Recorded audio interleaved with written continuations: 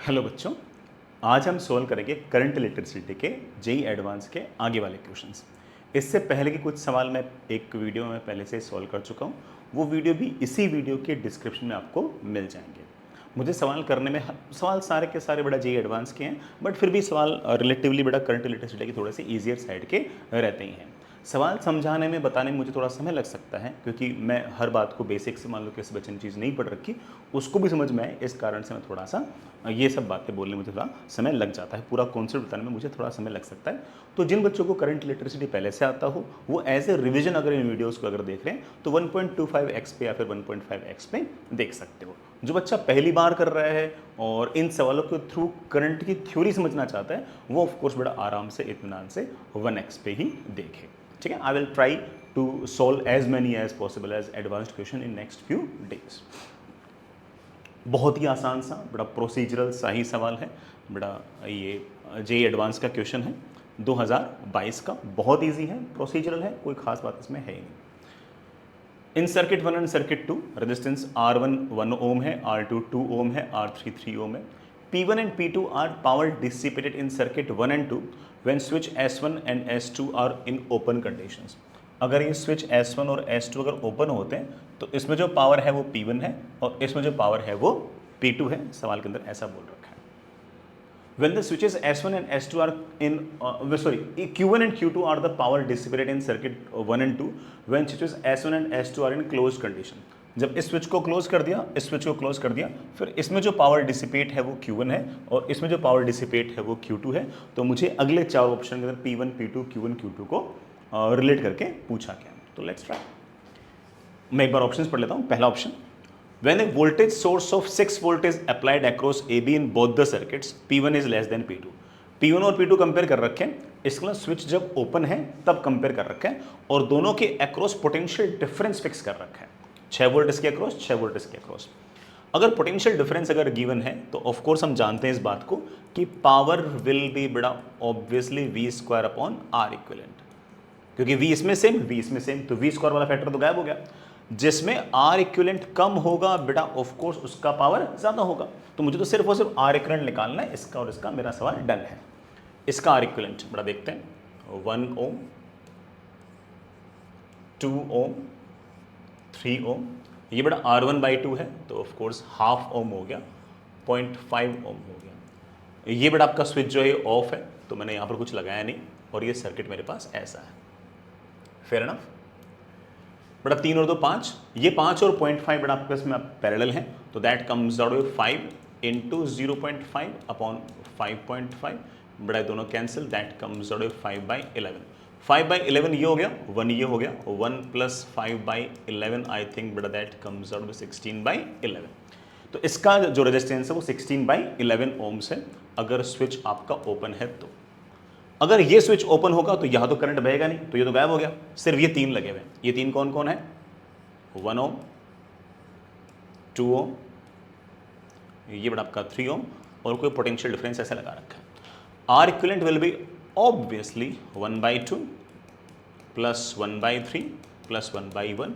बड़ा मेरे ख्याल 6 तो एलसीएम आ गया, यहाँ बड़ा आ गया 3, यहाँ आ गया 2, बड़ा यहाँ आ गया 1। R इक्विवेलेंट की बड़ा वैल्यू आ गई है बड़ा कितनी? 1 आ गई क्या? नहीं 1 नहीं, 3 और 6, 3 यहाँ पे, 2 यहाँ पे, 1 यहाँ पे, बड़ा 1 ही आ गया। R इक्विवेलेंट कितना आ गया? 1। ठीक है, बढ़िया है। बड़ा 6 एलसीएम आ गया, 3 यहाँ पे, 2 यहाँ पे, अरे सॉरी 3 यहाँ पे, 2 यहाँ पे, 6 यहाँ पे।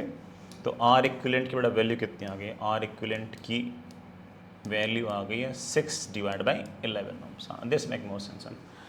तो वहाँ पर 16/11 बट यहाँ पर 6/11। ऑब्वियस बात है कि इसका जो R इक्विवेलेंट है वो छोटा है और इसका जो R इक्विवेलेंट है बड़ा वो बड़ा है। इसका R इक्विवेलेंट अगर छोटा है तो बेटा इसका पावर ज़्यादा है, तो P2 is more than P1। बड़ा ए ऑप्शन आपका बिल्कुल सही है। बी वाला ऑप्शन पढ़ो। बी वाले ऑप्शन में क्या बोल रखा है? When a constant current source of 2 ampere is connected across AB, इस AB के अक्रॉस कांस्टेंट करंट सोर्स दे दिया 2 एम्पियर। यहां से करंट आ रहा है 2 एम्पियर। ए ऑप्शन के अंदर कांस्टेंट वोल्टेज सोर्स था, अब बेटा कांस्टेंट करंट सोर्स है, तो ऑफ कोर्स अब पावर का फॉर्मूला चेंज। अब जो पावर का फॉर्मूला आएगा बेटा that will be I square into R equivalent. अब आई स्क्वायर और आई स्क्वायर यहाँ पर तो दोनों में बराबर ही है, 2 का स्क्वायर, जिसका आर इक्विवेलेंट ज़्यादा होगा उसका पावर ज़्यादा होगा। तो इसका आर इक्विवेलेंट बेटा आपके पास है 16/11, इसका है 6/11, तो ऑफकोर्स इसका आर इक्विवेलेंट ज़्यादा तो इसका पावर इससे ज़्यादा, तो P1 is more than P2। तो बेटा मेरे ख्याल से बी भी आपका ऑप्शन बिल्कुल सही है। अब अगला क्वेश्चन पूछ रहा है, when a constant voltage source 6 volt is connected across AB in the circuit, Q1 is more than P1। अब ऑफकोर्स अब Q1 निकालना है, तो Q1 कब निकालना है? स्विच को ऑफकोर्स बड़ा ऑन करने के बाद। तो एक काम करते हैं, उसका डायग्राम अपन वापस से बनाते हैं। जैसे मैंने स्विच को ऑन किया ये 1 ओम, ये 2 ओम, बेटा ये 3 ओम, यहां पर आपके पास बेटा ऑब्वियसली 0.5। स्विच को ऑन करते ही ये शॉर्ट हो गया और सारे के सारे अरेंजमेंट को बड़ा हमने ऐसे किसी पोटेंशियल डिफरेंस से लगा रखा है।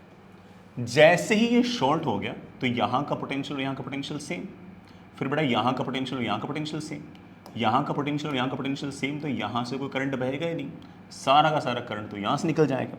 तो हम बड़े आराम से कह सकते हैं कि यहां से करंट जाना ही नहीं है। तो सारा का सारा करंट जो होगा बेटा वो यूँ चलते चलते यूँ आएगा आएगा आएगा यूँ निकल जाएगा। ऊपर 5 है, नीचे 0.5 है। 5 और 0.5 बेटा इन दोनों का जो आर इक्विवेलेंट है हम मैं पहले भी निकाल चुका हूँ, दैट इज बेटा 0.5 इंटू 5 अपॉन 5.5, बेटा that comes out I think 5/11।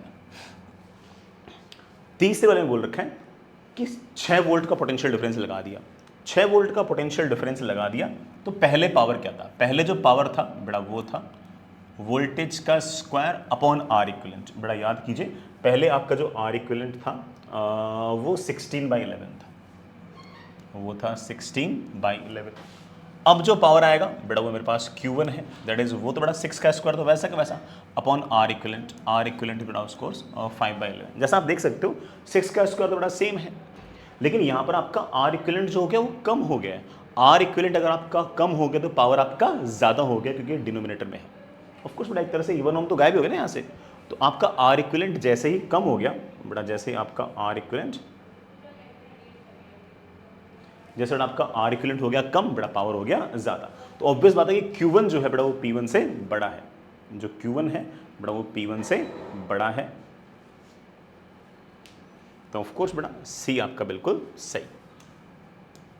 When a constant current source of 2 ampere is applied across A and B in both the circuits, इसमें और इसमें बेटा दोनों की स्विच ऑन करते वक्त, क्योंकि Q1 Q2 कब डिफाइंड है? जब दोनों स्विच ऑन है और दोनों में करंट सेम है। तो पूछा है कि बेटा पावर कौन सा ज़्यादा होगा? अगर दोनों में करंट सेम है तो पावर का अगेन बेटा फॉर्मूला कौन सा होगा? I square into R equivalent. Switch को ऑन करते ही इसका जो आर इक्विवेलेंट आया बेटा मेरे पास वो आया है 5/11। इसमें अगर मैंने स्विच को ऑन कर दिया तो ये सारे के सारे पैरेलल में हो गए बेटा। कौन कौन? 1 upon R equivalent equals to ये बेटा 1 आ गया, ये बेटा 2 आ गया, ये बेटा 3 आ गया, ये 2 टाइम्स R3 है तो बेटा ये मेरे पास 1/6 आ गया।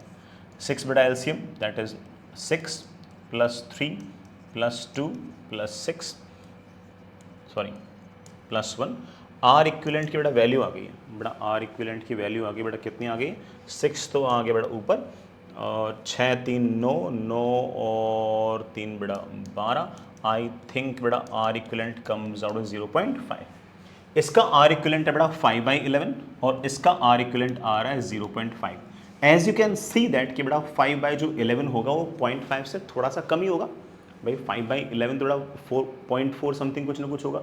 इसका आर इक्विवेलेंट है छोटा तो बेटा इसका पावर भी होगा छोटा। तो बेटा ऑफकोर्स आपका जो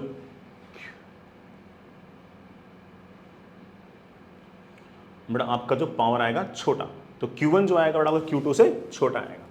तो यहाँ बेटा आपके पास ये जो आर इक्विवेलेंट है 1 केस में, ये आपके 2 केस के आर इक्विवेलेंट से छोटा है। करंट दोनों केस में छोटा है, यहाँ बेटा पावर छोटा, सॉरी करंट छोटा तो पावर भी तो यहाँ पे छोटा। तो ऑफकोर्स बेटा Q1 is smaller than Q2, Q1 is smaller than Q2, बेटा डी आपका गलत हो गया।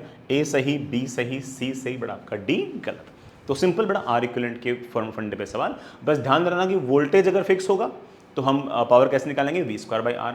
करंट सेम होगा तो हम फॉर्मूला लगाएंगे I² इंटू R। इतना सा कॉन्सेप्ट, बाकी कोई खास बात थी नहीं। आगे चलते हैं। तो चलिए अगले सवाल पे चलते हैं बेटा। नेक्स्ट इज बिल्कुल ऐसे थियोरेटिकल बेटा मीटर ब्रिज बेस्ड सवाल है, कुछ खास करने की ज़रूरत ही नहीं।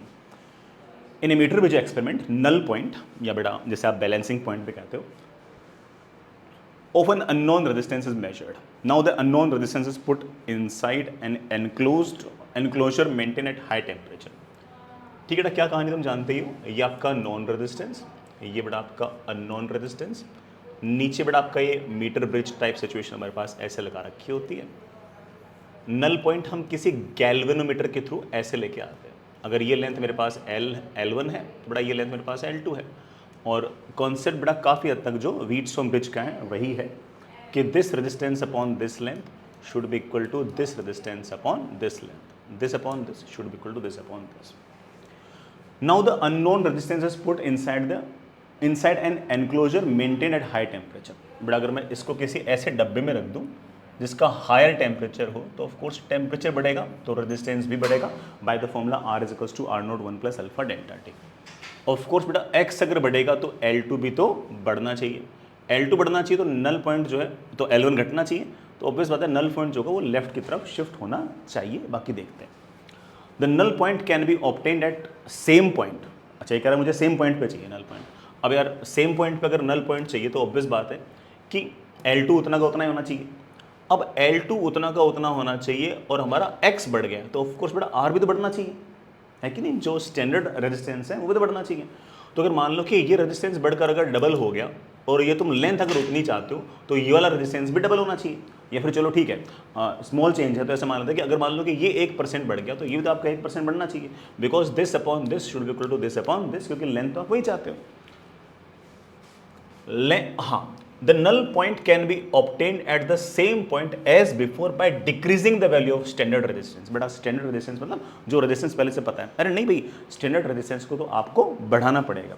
अगर आप नल पॉइंट वहीं चाहते हो, L1 L2 अगर आप वही चाहते हो तो L1 L2 का रेशो जो पहले था वही बाद में रहेगा, तो इनका रेशो जो पहले था बेटा वही बाद में रहेगा। तो ऑफ कोर्स अगर आप इस x को बढ़ा रहे हो तो R भी आपका बढ़ना चाहिए, तो पहला स्टेटमेंट आपका गलत हो गया। अब जो चारों ऑप्शन है वो इतने सुंदर हैं कि पहला ऑप्शन गलत जो है वो चारों में से सिर्फ और सिर्फ एक ही ऑप्शन में है, और वो कौन सा है बेटा, डी। तो अगर मैं स्टेटमेंट 2 ना भी पढ़ूं तब भी मेरा आंसर आ चुका है, मैं अब अगले सवाल की तरफ शिफ्ट हो सकता हूं। ये जेई 2008 का सिंपल सा सवाल। फिर भी चलिए हम स्टेटमेंट 2 पढ़ लेते हैं। Resistance of a metal increases with increase in temperature, of course this is correct, ठीक है। तो स्टेटमेंट 2 आपका फॉल्स है, स्टेटमेंट 1 आपका बड़ा करेक्ट है, ऐसा बड़ा आपका डी ऑप्शन। नेक्स्ट इज थोड़ा सा बड़ा थ्योरेटिकल सवाल, ये बेटा जेई ने 2007 के अंदर पूछा। मैच टू कॉलम है, सवाल करना बेटा बहुत ही ईजी है, बहुत सारे बच्चों ने बेटा बात सुनी रखी होती है। कॉलम 1 में कोई ना कोई डिवाइस दे रखा है, कॉलम 2 के अंदर फंक्शनिंग जो है बेटा वो किस चीज़ पर डिपेंड करती है, उस डिवाइस का जो फंक्शन है वो किस कॉन्सेप्ट पर डिपेंड करता है, वो कॉन्सेप्ट बेटा मेरा कॉलम 2 में लिखा है, मुझे सिर्फ और सिर्फ मैच टू कॉलम करना है। सबसे पहले बेटा बाईमेटेलिक स्ट्रिप, बेटा आपको हल्का फुल्का याद होगा, बाईमेटेलिक स्ट्रिप के अंदर हमारे पास इस तरह से 2 स्ट्रिप्स हुआ करती थी ऐसे, उनको बेटा हम ऐसे वेल्ड किया करते थे, बीच से बेटा वेल्डिंग किया करते थे। और अगर हम टेम्परेचर बढ़ाया करते थे तो ऐसे केस के अंदर बेटा मान लो कि ये लेट से कि बेटा आयरन है, लेट से बेटा मान ले कि ये लेट से कॉपर है, तो टेम्परेचर को बढ़ाऊंगा तो इसका अल्फा ज़्यादा है, इसका अल्फा कम है, इस कारण से हल्का सा बैंड हो जाया करता था, ठीक है। इसको हम बायोमेटेलिक स्ट्रिप बोला करते थे। तो ज़्यादा कुछ खास बोलने की ऐसी आवश्यकता है नहीं, जैसे ही हम टेम्परेचर बढ़ाया करते थे तो वैसे बेटा हमारा जो बायोमेटेलिक स्ट्रिप है वो इस तरह से बैंड हो जाया करती थी, डिपेंडिंग ऑन कि अल्फा 1 बड़ा है या अल्फा 2 बड़ा है। इसका जो यूज़ है बेटा वो अक्सर ऐसे इंस्ट्रूमेंट्स के अंदर काम आता है जहाँ पर हम चाहते हैं कि जो टेम्परेचर है वो कंट्रोल्ड रहे। जैसे बेटा मान लो कि लेट से आपके पास कोई हीटर है और आप नहीं चाहते कि हीटर का जो टेम्परेचर है, हीटर के अंदर का जो टेम्परेचर है वो 70 डिग्री सेल्सियस से ज़्यादा हो, तो क्या होगा कि टेम्परेचर लगातार बढ़ता जाएगा बढ़ता जाएगा बढ़ता जाएगा। इस बायोमेटेलिक स्ट्रिप के अंदर जैसे जैसे टेम्परेचर बढ़ेगा थर्मल एक्सपेंशन होगा, थर्मल एक्सपेंशन होगा तो ये बैंड होगा, जैसे ही ये बैंड होगा वैसे ही बेटा जो जैसे ही पहले तो बेटा यूँ था तो यहाँ पर लेट से कि किसी न किसी सर्किट को ये कंप्लीट करना था, जैसे ये बैंड होगा ये दूर हो जाएगा, दूर होते बेटा आपका सर्किट जो होगा वो खत्म हो जाएगा, सर्किट खत्म होते बेटा करंट बहना बंद और आपका जो हीटर है उसमें करंट आना बंद, तो अब टेम्परेचर 70 को क्रॉस नहीं करेगा। खैर ये बात इसकी इतनी इंपॉर्टेंस नहीं थी, इंपॉर्टेंट बात ये कि बायोमेटेलिक स्ट्रिप बेटा किस पर काम करती है, सॉलिड्स के थर्मल एक्सपेंशन पे काम करती है, जिसमें से एक मेटल ज़्यादा एक्सपेंड होगा, एक मेटल कम एक्सपेंड होगा, दोनों अलग अलग नेचर के होंगे, दोनों का अल्फा डिफरेंट होगा और इस कारण से आपकी रोड जो होगी वो बैंड हो जाएगी और अगर रोड अगर बड़ा आपकी बैंड हो जाएगी तो सर्किट जो पहले बना हुआ था वो सर्किट टूट जाएगा और ऐसे केस में सर्किट में करंट नहीं जाएगा और जो आपका जो अरेंजमेंट है, जो डिवाइस है, उसमें एक तरीके से एक स्विच की तरह काम कर रहा है, ऐसे स्विच की तरह काम कर रहा है जो स्विच ये इंश्योर कर रहा है कि हमारी इस बॉडी का टेम्परेचर इस टेम्परेचर को क्रॉस ना करे, किसी स्पेसिफिक टेम्परेचर को क्रॉस ना करे। I said many things, but answer तो देखिए क्या था। Next is steam engine. As you know that कि स्टीम इंजन जो है उसके अंदर बड़ा थर्मल एनर्जी जो है उसको हम कन्वर्ट करते हैं मैकेनिकल एनर्जी के अंदर। बड़ा बहुत ही ट्रिवियल सी बात है, कई बार हमने देख रखा है। तो बड़ा इन चारों में से कौन सी चीज़ बड़ा इस पर बेस्ड होगी? Of course it is based on energy conservation, क्योंकि बड़ा एक एनर्जी का जो फॉर्म है वो दूसरे फॉर्म ऑफ एनर्जी के अंदर कन्वर्ट हो रहा है।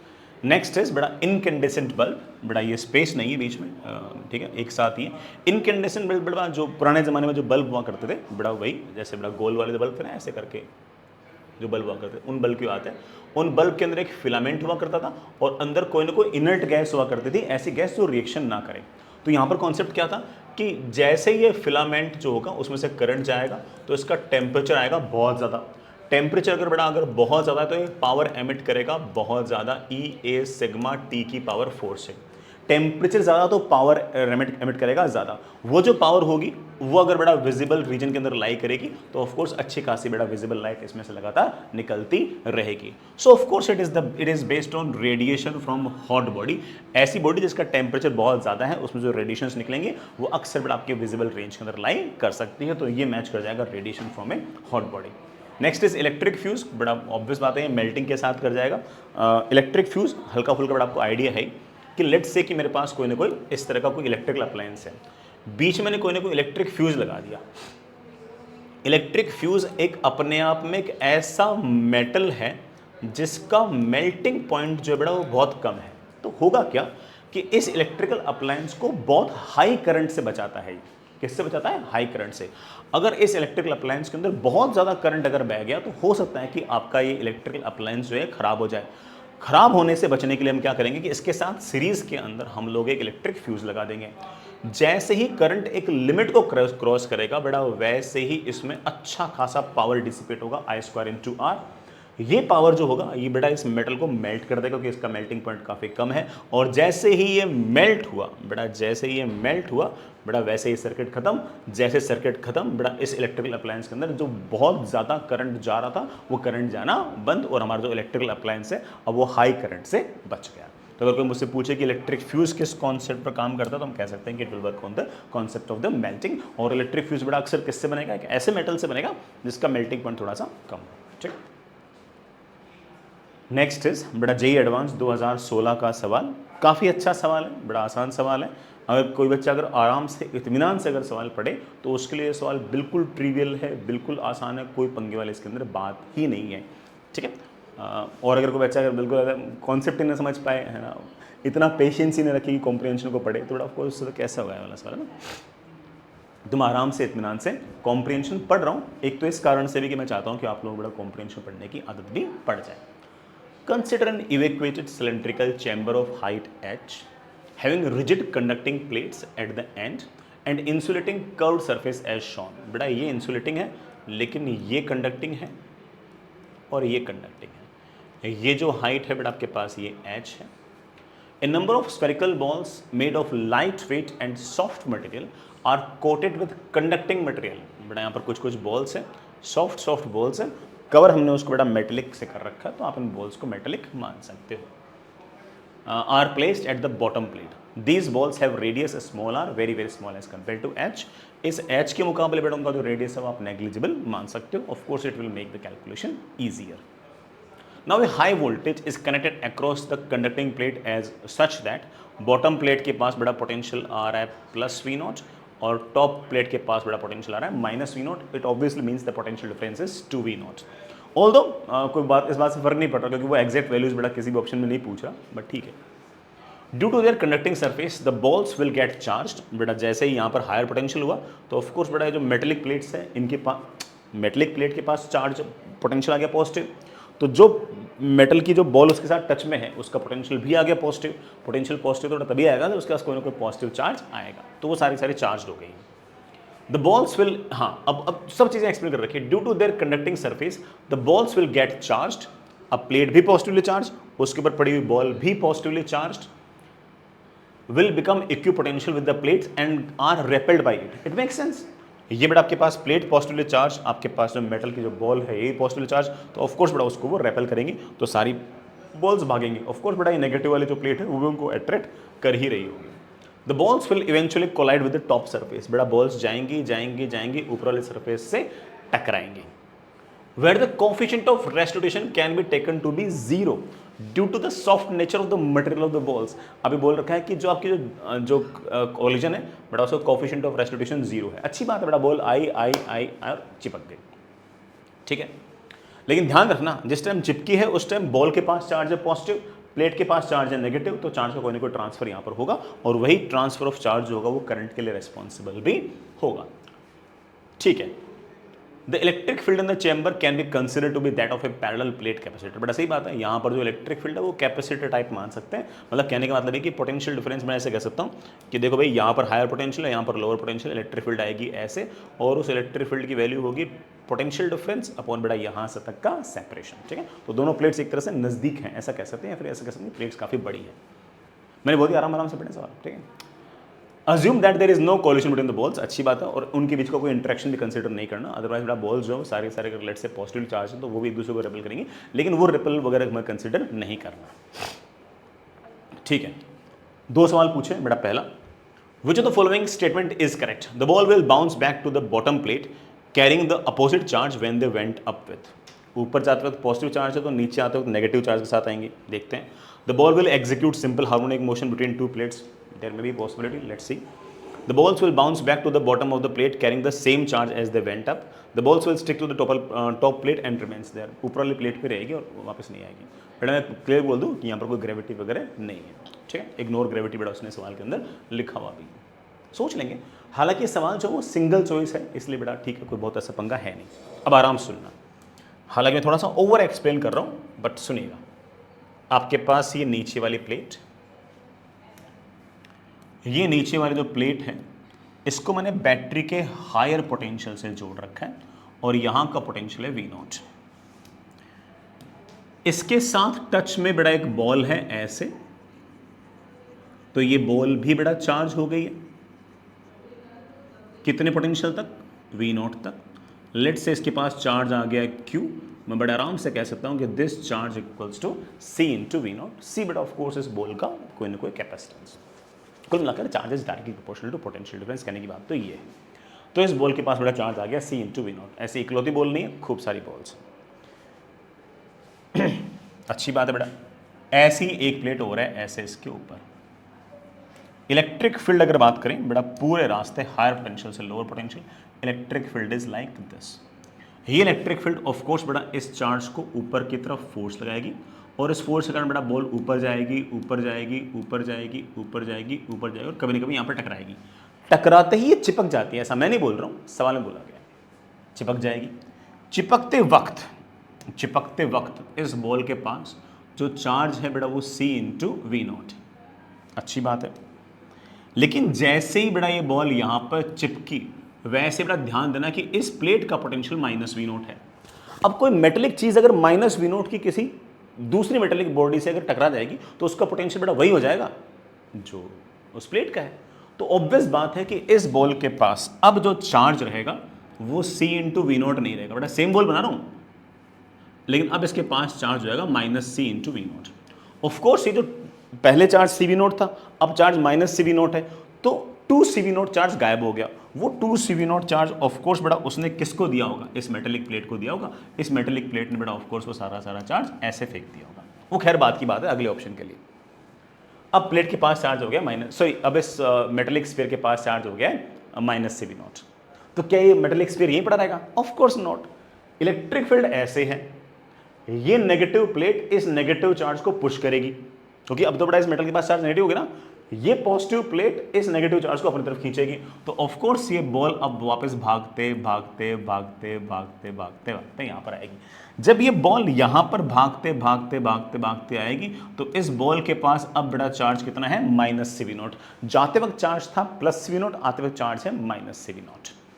तो आते वक्त जो चार्ज होगा बड़ा वो ऑब्वियस बात है कि वो अपोजिट साइन का होगा। The ball will bounce back to the bottom plate carrying the opposite charge they went up with. बेटा ए ऑप्शन बिल्कुल सही है।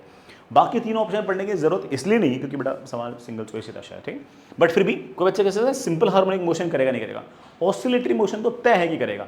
अब ऑफकोर्स बेटा अगेन जब नेगेटिव चार्ज के साथ बेटा बॉल यहाँ पर आ गई तो अब बॉल के पास चार्ज है नेगेटिव, वो ऐसी प्लेट से चिपक गया जिसका पोटेंशियल है पॉजिटिव, तो बॉल के पास अब वापस से चार्ज हो जाएगा C into V not.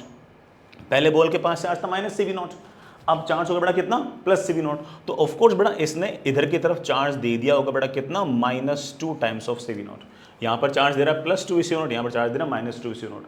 Of course बेटा -2 सी नॉट ऐसे दे रहा है तो 2 सी वी नॉट ऐसे दे रहा है, वो एक ही बात है, ठीक। तो आप ऐसे कह सकते हो 2 सी वी नॉट चार्ज ऐसे आ रहा है, खैर वो कोई बहुत बड़ी बात नहीं, ठीक है। अगेन जैसे बेटा इसके पास चार्ज पॉजिटिव हुआ वापस से रेपल करेगा और तो बड़ा बॉडी होगा इस तरह से लगातार ऑसिलेटरी मोशन करती जाएगी। एसएचएम नहीं होगा, एसएचएम नहीं होगा, ये देखते पता लग रहा है क्योंकि पूरे रास्ते अगर ध्यान से देखो तो इस बॉल पर लगने वाला जो फोर्स है बेटा वो होगा charge multiply by electric field. ये फोर्स जो है बेटा आपका कांस्टेंट है, फोर्स कांस्टेंट है तो पूरे रास्ते यहां से यहां एक्सेलरेशन कांस्टेंट है। अगर एक्सेलरेशन कांस्टेंट है तो बड़ा ऑब्वियस बात है कि सिंपल हार्मोनिक मोशन तो नहीं हो सकता। सिंपल हार्मोनिक मोशन के लिए वेरिएबल एक्सेलरेशन होता है और acceleration directly proportional to displacement वगैरह रहता है, तो बी ऑप्शन बेटा वैसे आपका गलत है। The ball will bounce back, ये तो बड़ा सी तो गलत ही हो गया। The ball will stick to the top of the plate, बड़ा ये भी गलत हो गया। सिर्फ और सिर्फ आपका आंसर आ गया ए आपका सही है। दूसरा सवाल पढ़ते हैं बेटा इसके अंदर, मुझसे पूछा कि जो एवरेज करंट आएगा वो डायरेक्टली प्रोपोर्शनल टू बेटा वी नोट के साथ कैसे वेरी करेगा। तो ये बेटा कोई सिंपल ओमिक सर्किट तो है नहीं कि current is directly proportional to V naught, ये तो कुछ अजीब सा सवाल है ना। तो यहाँ पर प्रोपोर्शनलिटी क्या होगी सोचते हैं।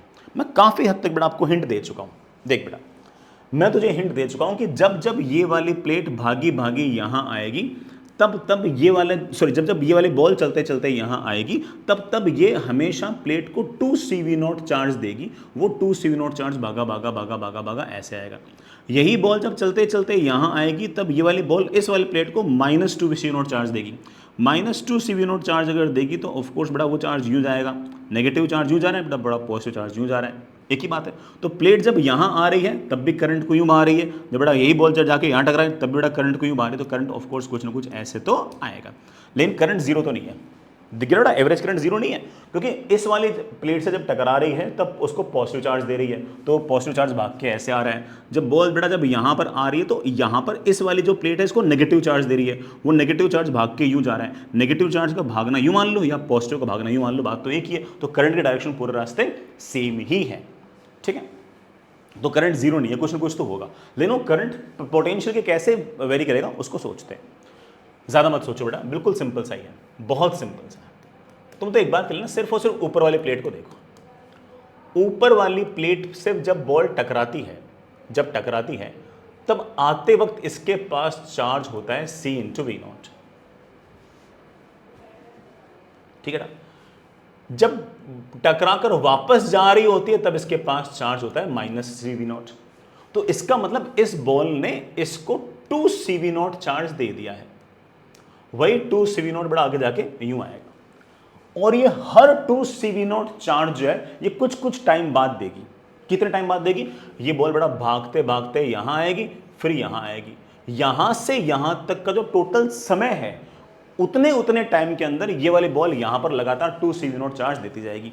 तो बड़े आराम से बोल सकता हूं करंट होगा कि इकलौती बॉल ने चार्ज दिया है 2 CV0। अगर ऐसी n बॉल्स होंगी तो चार्ज आएगा 2 CV0 into n divide by time. कितना टाइम? जितना टाइम बेटा बॉल को यहां से यहां तक लगता है। काश में ये वाला टाइम और निकालो, मेरा काम बन जाएगा। बहुत ईजी बेटा, बॉल को यहां से यहां तक जाने में कितना टाइम लगेगा या फिर यहां से यहां तक जाने में कितना टाइम लगेगा निकालना बहुत ही आसान है। बॉल बेटा अगर मान लो कि यहां पर है तो उस पर ऊपर की तरफ एक फोर्स लग रहा है, बेटा force is of course Q into electric field. Q कितना है बेटा? Q है C into V naught. Electric field है बेटा V0 अपॉन H। ये बेटा force should be equal to बेटा मास इंटू एक्सेलरेशन। एक्सेलरेशन की बेटा वैल्यू आ गई बेटा क्या? C upon H into V0 का स्क्वायर अपॉन n।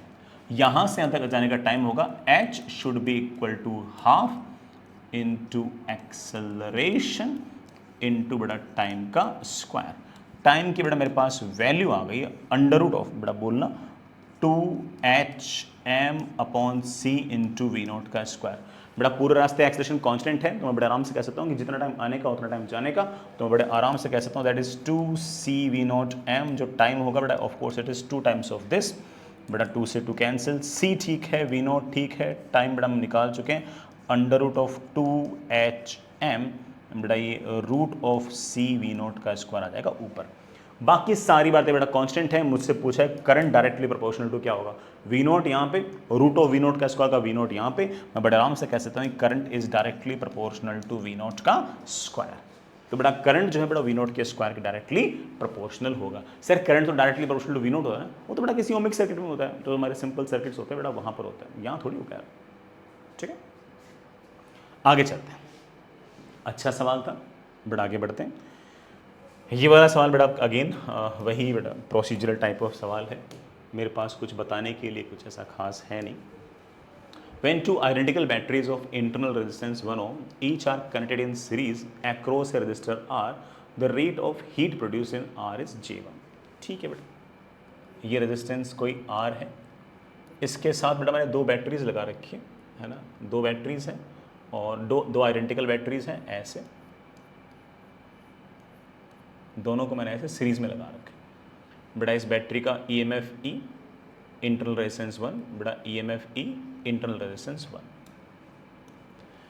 तो जो बेटा जो हीट बही है बेटा आपके पास वो J1 है। बहुत ईजी बेटा, पहले तो करंट निकाल लो कितना आएगा।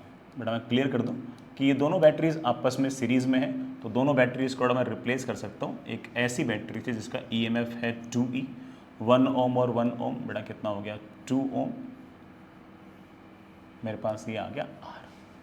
दोनों की बेटा पोलरिटी सेम डायरेक्शन में होना ज़रूरी है, अगर एक की पोलरिटी इस तरफ हुई एक की इस तरफ हुई तो उस केस में तो करंट बहेगा ही। बेटा करंट की वैल्यू सब बच्चों को दिख रही है, that is 2E upon R+2। रही बात बेटा हीट की, रेट ऑफ हीट प्रोड्यूस्ड, बेटा rate of heat produce of course power, power is बेटा of course I² into R, बेटा इसका स्क्वायर करना तो 4E² अपॉन R+2 का होल स्क्वायर इंटू R, बड़ा ये आ गया heat produced. When the same batteries are connected in parallel across R, दोनों बैटरीज बेटा ऐसे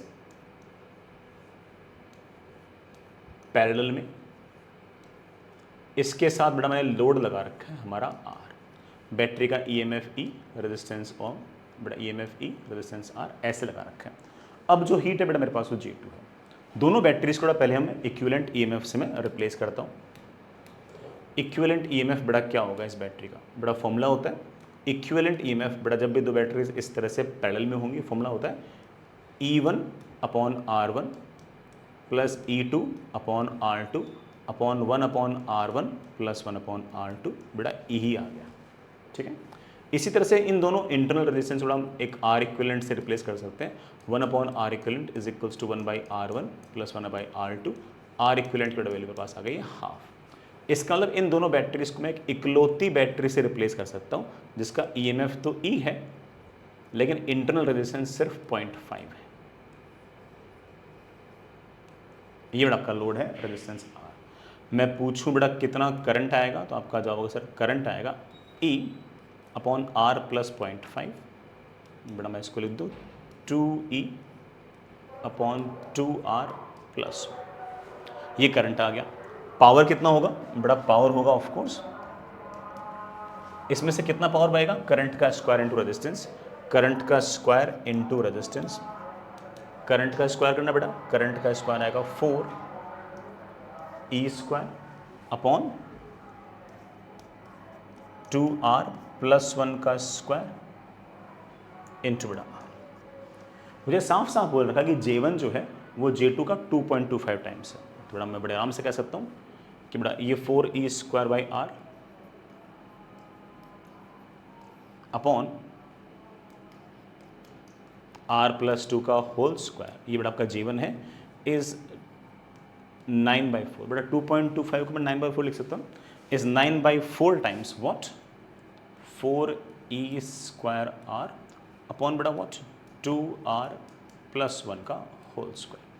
कैलकुलेशन बेटा बिल्कुल आसान सी है, 4E² R तो बेटा क्या हो गया आपका कैंसिल, हाँ, कैलकुलेशन करेंगे तो क्या हो जाएगा, रूट ही ले लूँ सीधे, मैं कह सकता हूँ कि r+2 इज इक्वल्स टू, इसका रूट होता 2/3 टाइम्स 2r+1 बटा 3 को ऊपर लेके आऊँ तो 3r+6 is equals to 4r+2 बटा मेरे पास आ गया r इज इक्वल्स टू उधर गया तो 4। तो जो एक्सटर्नल रेजिस्टेंस है उसकी बेटा वैल्यू कितनी होनी चाहिए, कितनी बेटा 4 ओम होनी चाहिए। आर इन ओम बेटा क्यों नहीं, तो रेजिस्टेंस इन ओम पूछा है तो that comes out to be 4। ऐसे बेटा एक सिंपल सा सवाल और बहुत ही सिंपल सा है, सुनिएगा। Two batteries of different EMF and different internal resistance are connected, the voltage across A B, बेटा ए और बी के अक्रॉस कितना पोटेंशियल डिफरेंस आएगा ये पूछा है। तो यार ना एक तो बिल्कुल बेसिक से कर सकते हैं कि सिंपल बेसिक से करो। बेसिक से मैं कैसे करूँगा कि लेट से कुछ ना कुछ करंट आया ऐसे, बेटा कुछ ना कुछ करंट आया ऐसे, करंट आया ऐसे, करंट आया ऐसे, करंट आया ऐसे, करंट आया ऐसे, करंट आया ऐसे, करंट आया ऐसे, करंट आया ऐसे, ठीक है। ऐसा मानने पर तो यूँ लगता है कि जैसे दोनों बैटरीज बेटा लेट से आपके पास इस तरह से लगी हुई है, ये वाली बैटरी करंट भेजना चाह रही है ऐसे, ये वाला बैटरी करंट भेजना चाह रही है और ऑफकोर्स ऐसे, इसकी चलेगी बड़ा ठीक है। और एक करंट हम बड़े आराम से निकाल सकते हैं, दैट करंट विल बी 6 - 3 बड़ा 3 वोल्ट अपॉन बड़ा रेजिस्टेंस इज 3, तो current comes out to be 1 ampere, ठीक है ना। करंट 1 एम्पियर है, यहाँ से तक का पोटेंशियल डिफरेंस पूछा है। करंट अगर आपके पास बड़ा 1 एम्पियर है तो ज़रा ध्यान से देखो तो ये वाला जो बैटरी है ये एक सोर्स की तरह काम कर रही है, क्योंकि हायर एंड से करंट निकल रहा है, लोअर एंड पे पोटेंशियल एंटर कर रहा है, सोर्स की तरह बिहेव कर रही है। तो पोटेंशियल डिफरेंस का बड़ा फॉर्मूला होता है E - IR। E कितना है 6, I कितना है 1, R कितना है बड़ा 1, so potential difference comes out to be 5। इसके लिए भी कह सकते हो, इसके लिए आप कह सकते हो कि सिर्फ लोड की तरह काम कर रहा है, करंट जो है वो इस तरह से बड़ा हायर पोटेंशियल पे एंटर कर रहा है, लोअर पोटेंशियल से एग्जिट कर रहा है, तो पोटेंशियल डिफरेंस आएगा बड़ा कितना E + IR। E कितना है बड़ा 3, I कितना है बड़ा 1, R कितना है 2, दैट कम्स आउट 5, बड़ा पोटेंशियल डिफरेंस कितना आएगा 5। ये फॉर्मूला नहीं आता तो बड़ा बेसिक से कर लो। लेट्स से कि यहाँ का पोटेंशियल आपके पास 0 है, चलते जाओ चलते जाओ चलते जाओ, रेजिस्टेंस में करंट की तरफ जाओगे तो पोटेंशियल घटेगा, कितना घटेगा I × R, तो 1 घटेगा, 0 में से 1 घटेगा तो -1, यहाँ से यहाँ बड़ा ऑफकोर्स 6 वोल्ट बढ़ेगा तो यहाँ का पोटेंशियल 5, ठीक है। ऐसे भी कर सकते हो कि यहाँ का पोटेंशियल 0, यहाँ का पोटेंशियल 0, रेजिस्टेंस में करंट के अपोजिट आओगे तो पोटेंशियल बढ़ेगा, तो करंट कितना है 1 एम्पियर, 1 × 2 2 बढ़ेगा तो यहाँ का पोटेंशियल 2, यहाँ का पोटेंशियल 2, यहाँ से यहाँ 3 बढ़ेगा तो यहाँ का पोटेंशियल कितना आ गया 5, ऐसे कर लो, ठीक है। ये जो करंट मैंने निकाला है बेटा तुम अगर चाहो तो इसको वैसे भी निकाल सकते हो, KCL से सॉरी KVL से भी निकाल सकते हो। कोई बच्चा ये भी कह सकता है कि सर एक काम करो, ऐसा मान लो कि ये दोनों जो बैटरीज हैं ये किसी बाहरी सर्किट के लिए एक तरीके से दोनों पैरेलल में है, और ऑब्वियस बात है बाहर यहाँ पर कुछ नहीं देखा तो करंट हम यहाँ से निकलने वाला 0 मान लेंगे, सही बात है बेटा। ये दोनों बैटरीज अगर बाहरी किसी सर्किट के लिए अगर पैरेलल में लगी हुई है तो हम बड़े आराम से ऐसा कह सकते हैं कि इक्विवेलेंट EMF विल बी, बड़ा फॉर्मूला क्या है, E1/R1 प्लस E2/R2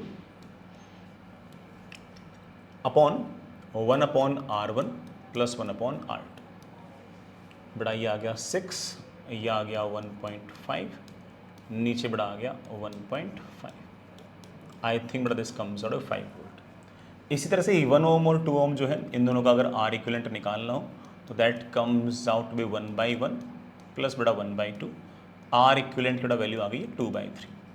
कहने का अर्थ ये कि किसी बाहरी सर्किट के लिए मैं इन दोनों बैटरीज को एक इकलौती बैटरी से रिप्लेस कर सकता हूँ। जिस इकलौती बैटरी से रिप्लेस कर सकता हूँ बेटा वो 5 वोल्ट की है, दोनों रेजिस्टेंस को मैं एक इकलौते रेजिस्टेंस से रिप्लेस कर सकता हूँ और वो जो होगा बेटा दैट इज़ 2/3। तो मैंने ऐसे रिप्लेस कर दिया, ये बेटा आपको बाहरी सर्किट है, यहाँ पर कोई करंट तो दिया हुआ है नहीं, तो यहाँ से यहाँ तक का पोटेंशियल डिफरेंस क्या होगा, पोटेंशियल डिफरेंस ऑफ कोर्स ये 5 वोल्ट ही होगा।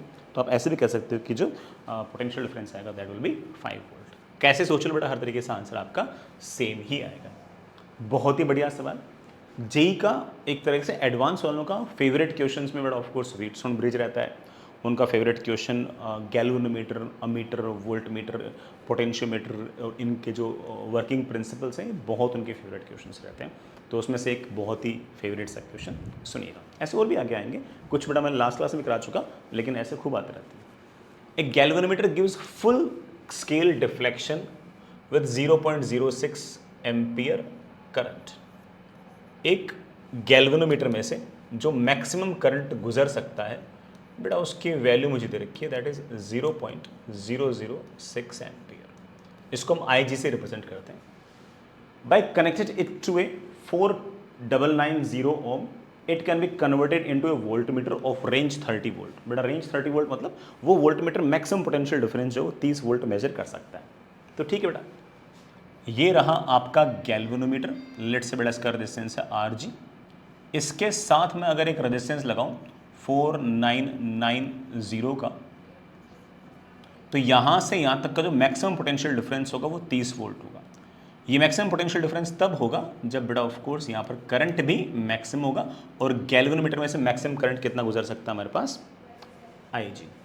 मैं बड़े आराम से कह सकता हूं कि maximum potential difference is equals to IG।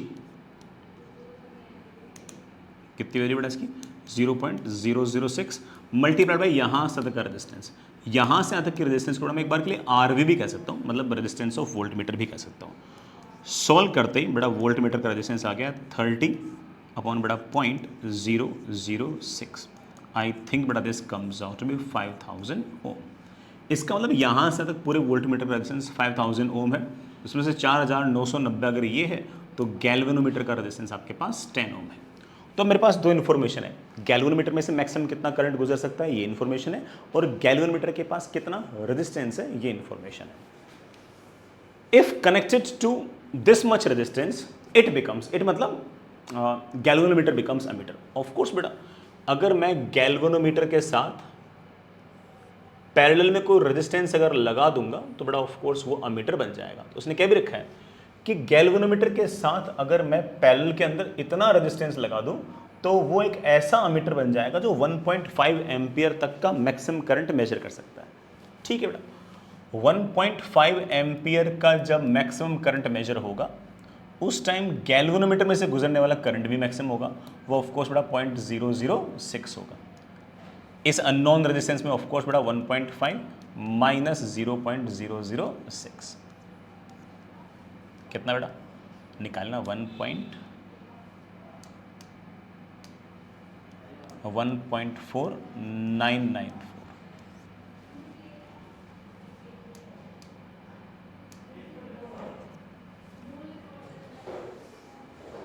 इतना कर मुझसे क्या पूछ रखा है, इफ कनेक्टेड टू। अब मुझसे एक तरह से ना ये जो रेजिस्टेंस है इसकी वैल्यू पूछी है, ये तो शंट है बेटा, इस शंट का रेजिस्टेंस पूछा है 4n/249, तो n की वैल्यू पूछी है, निकाल लेंगे। बहुत सारे तरीके हैं।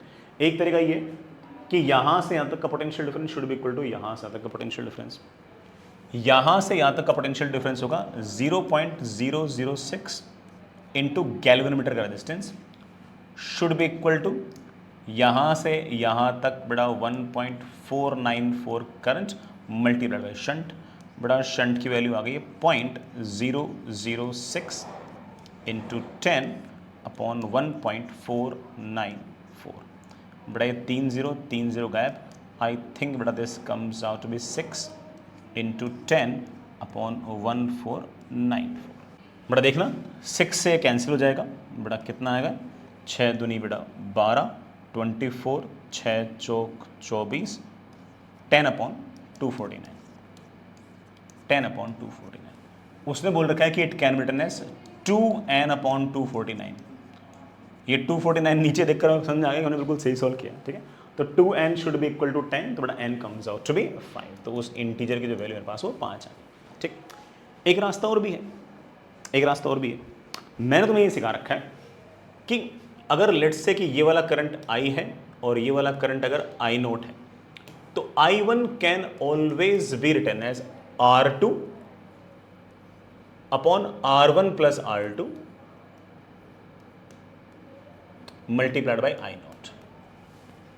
ठीक है, तो I1 मेरे पास है, इसमें से गुजरने वाला current that is 0.006 shunt upon 10 plus shunt into बड़ा 1.5। मैं इसको ऐसे भी लिख सकता हूं कि 10 plus S upon S is 1.5 upon बड़ा 0.006। कर लेना इसको सॉल्व। ठीक है, एस निकालना है, एस निकालना बेटा, ये भी एस है, ये भी S.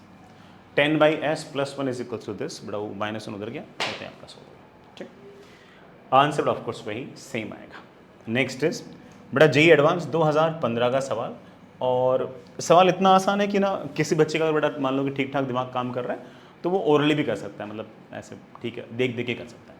In the following circuit the current through resistor R, मतलब ये जो बेटा 2 ओम है ना, इसको आर बोल रखा है, इसमें से गुजरने वाला करंट मुझसे पूछा है। तो ऑफ कोर्स इसमें से जो करंट गुजरेगा that will B of course बेटा 6.5 अपॉन आर इक्विवेलेंट, क्योंकि यहाँ से जो करंट गुजरेगा तो बैटरी से गुजरेगा, और बैटरी से गुजरने वाले करंट को आप हमेशा कह सकते हो कि potential difference upon R equivalent. तो सवाल में क्या पूछ रखा है बेटा, आर इक्विवेलेंट पूछ रखा है, और ये सर्किट इतना आसान है कि आर इक्विवेलेंट हम लोग ओरली निकाल सकते हैं। देखना बेटा कैसे, पहले यहाँ मैं पूरा नहीं सोल्व कर रहा बेटा, ठीक है, तो ऐसे ही फटाफट कर रहा हूँ। पहले ये जो रेजिस्टेंस है इसको देखो, 1 2 3 4 5, 5 रेजिस्टेंस है, पांचों आपस में कैसे हैं, व्हीटस्टोन ब्रिज में चेक कर लो। और कैसा व्हीटस्टोन ब्रिज, बैलेंस्ड। 1 × 4 4 आ गया, 2 × 2 कितना आ गया 4, तो 4 और 4 बेटा दोनों बराबर, और अगर दोनों बराबर हैं तो ऑब्वियस बात है कि इस 8 ओम में से कोई करंट नहीं बहेगा, तो इसको हटाई दो। ठीक है, इसको हटाई दो, हटाइए इसको, इसको हटा दिया। अब ध्यान से देखो, अगेन सिंपल सा अरेंजमेंट है, कोई बहुत बड़ा ऐसा काम है नहीं, बिल्कुल बिल्कुल सिंपल सा अरेंजमेंट है, कोई इतनी दिक्कत वाली बात इसमें है ही नहीं। अगेन आपको तो कुछ कुछ नजर आ रहा होगा, ये 1 और 2 कितना हो गया 3, ये कितना हो गया 6, ये कितना हो गया 6, ये कितना हो गया 10, ये बेटा आपके पास 4 और 2 बेटा पहले से पड़ेगी। मेरे ख्याल से जस्ट रीड्रॉ करते बेटा बात मेरे ख्याल से तो बन जाएगी। कई बच्चों तो होता है कि अभी दिखना स्टार्ट हो गया हुआ, लेकिन बेटा ठीक है, जैसे रीड्रॉ करोगे बेटा वैसे आपको बड़े आराम से सारा का सारा अरेंजमेंट दिखना स्टार्ट हो ही जाएगा। तो ठीक है बेटा, मैं रीड्रॉ कर लेता हूँ, तुम इतना कह रहे हो तो ये 2 ओम तो बेटा ठीक है, ठीक है बेटा, ये मेरे पास कितना आ गया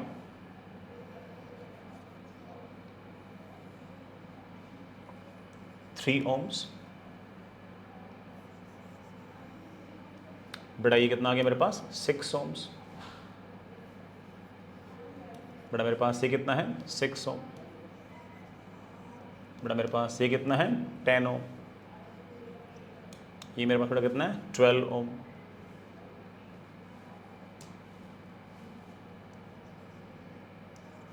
ये बेटा मेरे पास कितना है 4। इस तरह से आपको सारा का सारा अरेंजमेंट नजर आना स्टार्ट हो गया होगा। बिल्कुल सिंपल सा बेटा, मैंने इस 2 और 1 को 3 इस तरह से लिख दिया। अब बेटा दिख ही रहा है कि ये तो 3 ओम और 6 ओम है, ये दोनों आपस में पैरेलल हैं। मैं सीधा लिख दूं, इस 3 के अक्रॉस पोटेंशियल डिफरेंस और 6 के अक्रॉस पोटेंशियल डिफरेंस सेम है, तो मैं बेटा डायरेक्ट लिख दूं, हटाओ बेटा इन दोनों को, अरे सारे हट गए। ठीक है, मैं बेटा वापस से कर देता हूँ। तो कुल मिलाकर मेरे ख्याल से मेरे बच्चों को ये दिखना स्टार्ट हो गया था कि ये बेटा 6.5 है, ये बेटा कितना है 2 है, इसमें से कोई करंट बेटा बह नहीं रहा था, ये मेरे पास 6 था, बेटा मेरे पास ये 12 था, ये 10 है, ये बेटा मेरे पास 4 है। ठीक है बेटा, 4 और 2 ये मेरे पास 6 हो गया था, बेटा ये 1 और 2 कितना हो गया था 3 हो गया था। मैं सिर्फ ये कह रहा था कि ये 6 और ये 3 जो है आपस में दोनों पैरेलल हैं, 6 और 3 का बेटा पैरेलल आएगा 2, तो आप ऐसे कह सकते हो। मैं ये वाला डायग्राम थोड़ा अच्छा बना देता हूँ, ये 6.5, ये 2 ओम का resistance, this resistance is 6, this resistance is 12, बेटा ये 6 और 3 कितना हो गया 2 ओम हो गया, बेटा ये मेरे पास 10 ओम बेटा पहले से ही है, एक बेटा 10 ओम पहले से, बेटा मेरे पास 10 ओम, सॉरी 10 नहीं, ये बेटा 4 ओम, ये बेटा 4 ओम पहले से। अगेन बेटा आपके पास एक बैलेंस्ड व्हीटस्टोन ब्रिज बन गया, चेक करना चाहो चेक कर सकते हो। 6 × 4 24, 12 × 2 24, तो ऑफ कोर्स बेटा आपका जो 10 ओम है इसमें से कोई करंट नहीं गुजरेगा, इसमें से कोई करंट नहीं गुजरेगा बेटा। ये 4 और 2 6 बेटा, 12 और 6 18, 18 और 6 बेटा आपस में दोनों पैरेलल हैं, तो 18 into 6 upon 18 plus 6, I think 18/4 बेटा that comes out to be 4.5। तो इन सबको रिप्लेस कर सकता हूँ मैं 4.5 के रेजिस्टेंस से। तो कुल मिलाकर बेटा क्या हो गया, कुल मिलाकर 6.5 वोल्ट की बैटरी है, 2 ओम का मेरे पास ये रेजिस्टेंस है, इन सबको मैंने रिप्लेस करके एक इकलौता रेजिस्टेंस लगा दिया बेटा 4.5 का। मुझसे पूछा है कि 2 ओम में से कितना करंट जाएगा, 6.5 बेटा वोल्टेज है, 4.5 और 2 बेटा दोनों मिलाकर 6.5 है, तो ऑब्वियसली बेटा यहाँ से करंट गुजरेगा 1 एम्पीयर। सवाल अच्छा तब होता जब किसी इनमें से किसी वायर में से पूछा होता कितना करंट गुजरेगा। ऑल्दो इतना तो समझ गए कि इसमें से कोई करंट नहीं गुजरेगा और इसमें से कोई करंट नहीं गुजरेगा। ज़्यादा इंटरेस्टिंग क्वेश्चन तब होता जब मुझसे इनके अलावा किसी और तार में अगर करंट पूछा होता, तो फिर मैं कहता कि देखो बेटा 1 एम्पीयर करंट आ रहा है, फिर इसके पास जाने के 3 रास्ते हैं, एक रास्ता ये, एक रास्ता ये, एक रास्ता ये, then question would have a little bit better. But ठीक है, इतना ही पूछा। कोई अगर बेटा बच्चा अगर घर पे ट्राई करना चाहे तो ट्राई कर सकता है, और ये ट्राई करे कि प्रत्येक तार में से कितना कितना करंट गुजर रहा है। It would be good exercise, ठीक है। ऑल्दो आपको समझ तो है क्या। नेक्स्ट इज बेटा एक अगेन अमीटर वोल्ट मीटर, बेटा इनका एक आसान सा ही सवाल, बिल्कुल एकदम सिंपल सीधा सपाट सा सवाल है। हाँ, इसमें एक फॉर्मूला ज़रूर है बेटा, अगर वो फॉर्मूला आता होगा तभी जाके बड़ा अपन से वो सवाल बन पाएगा, अदरवाइज हमसे सवाल नहीं बनेगा। मैं क्लियर करता हूँ, ठीक है। A moving coil galvanometer has 50 turns, बेटा कुल मिलाकर उसमें 50 टर्न्स हैं बेटा, N equals to 50। Each turn has area, बेटा हर टर्न के पास जो एरिया है वो 2 × 10⁻⁴ मीटर स्क्वायर है। A magnetic field is produced by the magnet inside the galvanometer is 0.02 Tesla. बेटा एक मैग्नेटिक फील्ड लगा रखी है जिसकी वैल्यू 0.02 टेस्ला है, ठीक है। The torsional constant of the suspension is, बेटा टॉर्शनल कांस्टेंट है, इसकी वैल्यू बेटा मुझे दे रखी है 10⁻⁴। बेटा थोड़ा सा प्रिंटिंग मिस्टेक है, ये मिली रेडियन नहीं है बल्कि ये न्यूटन इंटू मीटर पर रेडियन है, क्योंकि टॉर्शनल कांस्टेंट होता है ना वो टॉर्क अपॉन एंगल होता है, तो टॉर्क की यूनिट क्या होगी, newton into metre upon angle, तो वो थोड़ा प्रिंटिंग मिस्टेक होगी। When the current flows through the galvanometer, a full scale deflection occurs in the coil rotated by, बेटा जो एंगल आता है उसकी जो वैल्यू आती है मैक्सिमम एंगल वो 0.2 टाइम्स ऑफ रेडियन है, ये मैक्सिमम एंगल है। The resistance of galvanometer is 50 ओम, जो गैल्वेनोमीटर है उसका रेजिस्टेंस बेटा मेरे पास 50 ओम है। ये जो सारे के सारे इन्फॉर्मेशन पहले से दे रखी है, ये उस गैल्वेनोमीटर में से गुजरने वाले मैक्सिमम करंट को निकालने के लिए है, ठीक है। This galvanometer can be converted into ammeter, अच्छी बात है बेटा, अमीटर में कन्वर्ट करने के लिए बेटा ऑफकोर्स उस गैल्वेनोमीटर के साथ पैरेलल में एक शंट लगाएंगे, लेकिन वो पता होने के लिए गैल्वेनोमीटर का आईजी मुझे पता होना चाहिए, और ये सारी इन्फॉर्मेशन आईजी पता करने के लिए ही है, so you need not to worry. ऐसा अमीटर बनाना है जो मैक्सिमम करंट 1 एम्पीयर मेजर कर पाए। आप बोलोगे सर तो बहुत ही स्टैंडर्ड सवाल है, बट बिल्कुल सही बात है। For this purpose a shunt resistance is to be applied in parallel, the value of this shunt, shunt का रेजिस्टेंस पूछा है। शंट का रेजिस्टेंस तो तब निकाल पाऊंगा ना जब मुझे पहले ये पता हो कि गैल्वेनोमीटर का आरजी और आईजी क्या होगा। आरजी पता है, आईजी पता करना है। अब आईजी पता करने के लिए मैं पूरी थ्योरी नहीं बता रहा हूं, मैं सिर्फ इतना बता रहा हूं कि एक तो बेटा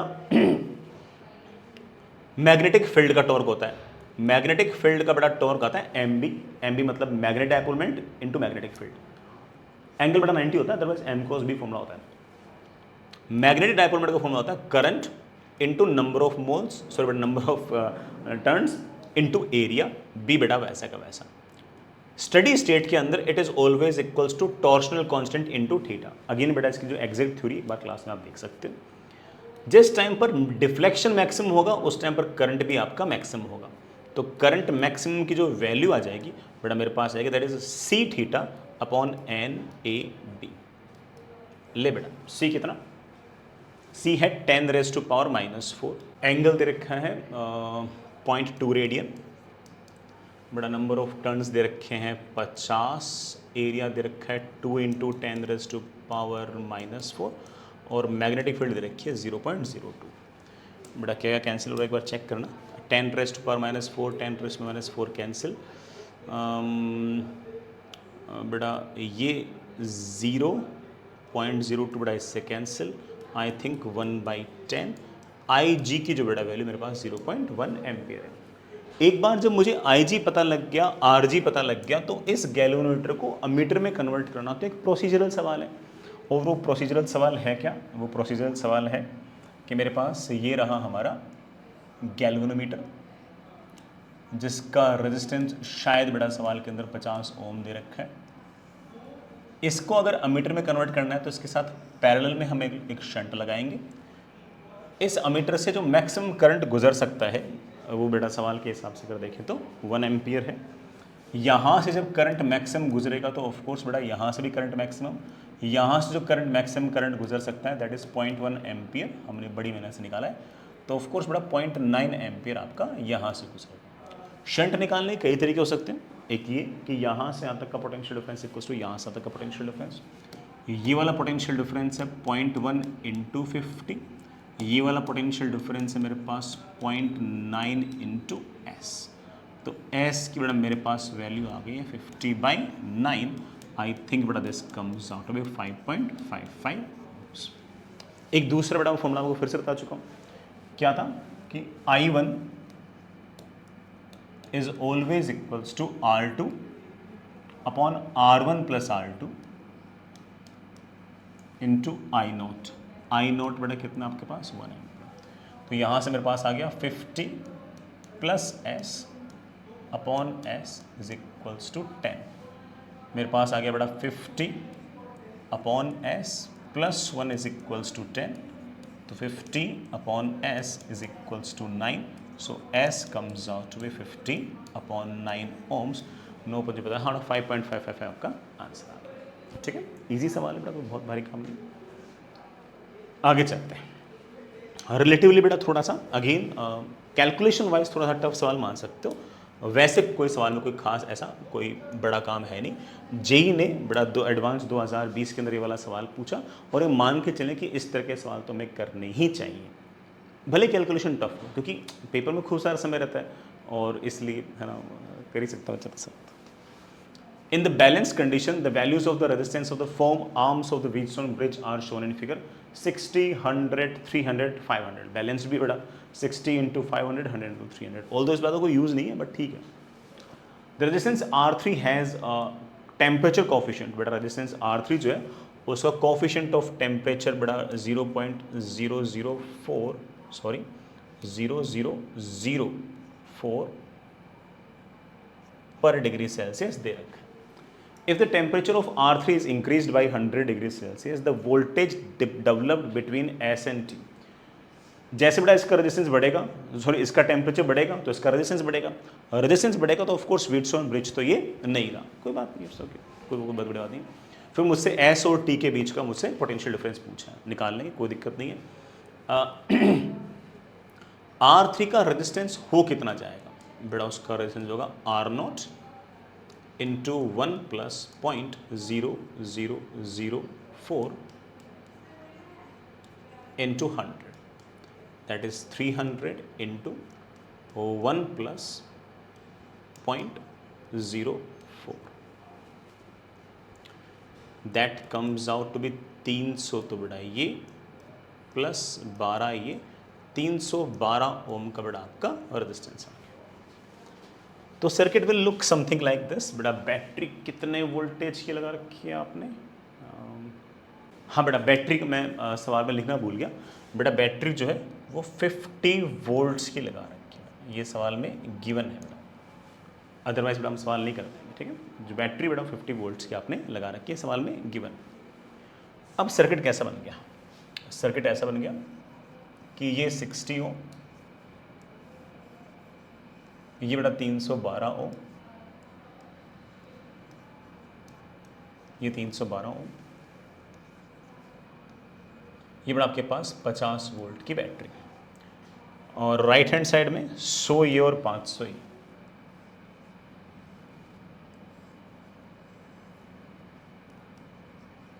ये और 500 ये बेटा मेरे पास कोई पॉइंट है और इस पॉइंट को मैंने बोल दिया है S और बेटा इस पॉइंट को मैंने बोल दिया है T। इन दोनों के अक्रॉस मुझे पोटेंशियल डिफरेंस मेजर करना है। तो सिंपल सा सवाल बेटा, तो ठीक है, इधर से बेटा कुछ ना कुछ करंट आएगा ऐसे I1, ये I1 निकालना बड़ा बहुत ही आसान सा काम है। 50 वोल्ट की बैटरी है, 60 ये बड़ा 312 ये, तो यहाँ का बड़ा इक्विवेलेंट रेजिस्टेंस हो गया बड़ा 372। इसी तरह से बड़ा कुछ करंट यहाँ आएगा, कुछ करंट यहाँ आएगा। ये करंट बड़ा इजी है, दैट इज 50 अपॉन बड़ा ये 600। मुझे एस और टी के बीच में पोटेंशियल डिफरेंस निकालना है, बिल्कुल निकाल लेंगे। लेट्स से फॉर एग्जांपल मैंने यहाँ का पोटेंशियल 0 मान लिया। करंट के अगर अपोजिट जाऊंगा तो यहाँ का पोटेंशियल बड़ा ऑफ कोर्स बढ़ेगा I इंटू आर। तो यहाँ का या यहाँ का जो पोटेंशियल हो जाएगा, एस पॉइंट का जो पोटेंशियल हो जाएगा बड़ा I इंटू आर। आई है बड़ा कितना 50 अपॉन 372 इंटू बड़ा 312, ये यहाँ का पोटेंशियल आ गया। इसी तरह से टी पॉइंट का अगर पोटेंशियल निकालना है तो अगर यहाँ का पोटेंशियल अगर 0 है तो रेजिस्टेंस में करंट के अपोजिट जाऊंगा तो पोटेंशियल बढ़ेगा। कितना पोटेंशियल बढ़ेगा, I इंटू आर बड़ा ये 500 500 कैंसिल, दैट इज 250 अपॉन 6। मुझसे बड़ा पोटेंशियल डिफरेंस पूछ रखा है कि इन दोनों पॉइंट की पोटेंशियल डिफरेंस कितना होगा। थोड़ा मुझे Vs माइनस Vt का एक तरीके से मोड पूछ रखा है। मैं एक काम करता हूँ बेटा, मैं कैलकुलेटर से कर लेता हूँ।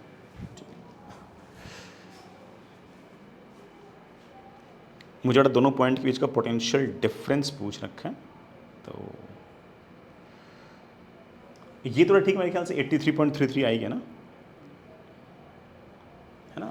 125 बड़ा नहीं, हाँ नहीं जो 43 हाँ 83.33 अपॉन 2, हाँ चलो नहीं है ना। मेरे पास क्या आ जाएगा बड़ा 50 इंटू 312 डिवाइडेड बाई 372, ये तो बड़ा मेरे पास आ गया है 41.9354 माइनस बड़ा 250 डिवाइडेड बाई 6, हाँ बेटा दैट इज़ 41.666। इन दोनों का बड़ा माइनस जो आया वो बड़ा कितना आया,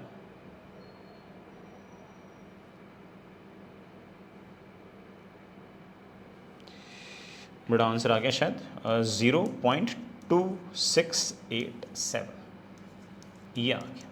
ठीक है, हालांकि जे ने कह रखा था कि डेसिमल के बाद सिर्फ और सिर्फ 2 डिजिट तक ही बड़ा आंसर निकालना है, तो आप इसका आंसर बड़ा सिर्फ और सिर्फ 0.27 लिख देना। IIT ने जो आंसर दिया बड़ा वो 0.27 वोल्ट से आंसर दिया। तो सवाल में कुछ खास था नहीं, सिर्फ और सिर्फ बिल्कुल प्योर मजदूरी थी और कोई खास ऐसी बात थी नहीं। ठीक है, आगे चलते हैं बेटा। एक अगेन सिंपलिस्टिक सा सवाल है, आराम से बेटा इतना सा पढ़ना। पोटेंशियोमीटर मीटर ब्रिज इस टाइप का बड़ा सवाल है, कोई बहुत हाई फाई बड़ा इसमें बातें हैं नहीं। जेईई एडवांस बेटा 2021 के अंदर ये वाला सवाल पूछ रहा है। हाँ बेटा, ये सवाल क्या कह रहा है, in order to measure internal resistance R1 of a cell of EMF E, a metre bridge of wire resistance 50 ohm. बेटा ये मीटर ब्रिज है, इसका टोटल रेजिस्टेंस जो है वो आपके पास 50 ओम है। मीटर ब्रिज का मतलब बड़ा ये है कि इसकी जो लेंथ है वो 1 मीटर है, 100 सेंटीमीटर ही मान के चलना है। ठीक है, नाउ ए रेजिस्टेंस R0/2 ऐसे लगा रखा है, R0/2। R0/2 मतलब बेटा कितना हो गया 25 ओम, क्योंकि R0 आपका 50 ओम था। इंटरनल रेजिस्टेंस एक बैटरी लगा रखी है जिसका EMF है E/2। इंटरनल रेजिस्टेंस बेटा इसका small r। Galvanometer G are use to in the circuit as shown in figure. If null point, बेटा नल पॉइंट मतलब इस गैल्वेनोमीटर में से गुजरने वाला जो करंट होगा वो 0 हो जाएगा at L is equal to 72 centimetre. 72 centimetre पे नल पॉइंट हो जाएगा। अब देखिए यार, एक बात तो क्लियर कर दूं कि मीटर ब्रिज की लेंथ 100 सेंटीमीटर है तो रेजिस्टेंस है 50 ओम। ठीक है, 72 सेंटीमीटर के अंदर जो रेजिस्टेंस होगा वो होगा 50/100 इंटू बड़ा 72, दैट कम्स आउट 36 ओम। इसका मतलब यहाँ से लेकर यहाँ तक जो रेजिस्टेंस होगा वो 36 ओम होगा। ऑफ कोर्स थोड़ा बाकी बचा हुआ 14 ओम आपके पास यहाँ पर होगा। एक काम करते हैं, इस सारे के सारे सर्किट को हम एक बार के लिए वापस से रीड्रॉ कर लेते हैं कि क्या अरेंजमेंट एग्जैक्टली है। तो हमारे पास बेटा ये EMF, इसके साथ कोई ना कोई इंटरनल रेजिस्टेंस, ये मुझे शायद निकालना है। ठीक है, EMF बेटा E है, इंटरनल रेजिस्टेंस R1 है, ये बड़ा मेरे पास 36 ओम्स है ऐसे। आगे 14 ओम्स और है, 36 ओम मैंने अलग दिखा दिया बेटा, 14 ओम मैंने ऐसे अलग दिखा दिया। बीच में बेटा ये एक बैटरी है जिसका ईएमएफ है E/2 ऐसे, और साथ में कोई ना कोई रेजिस्टेंस भी है,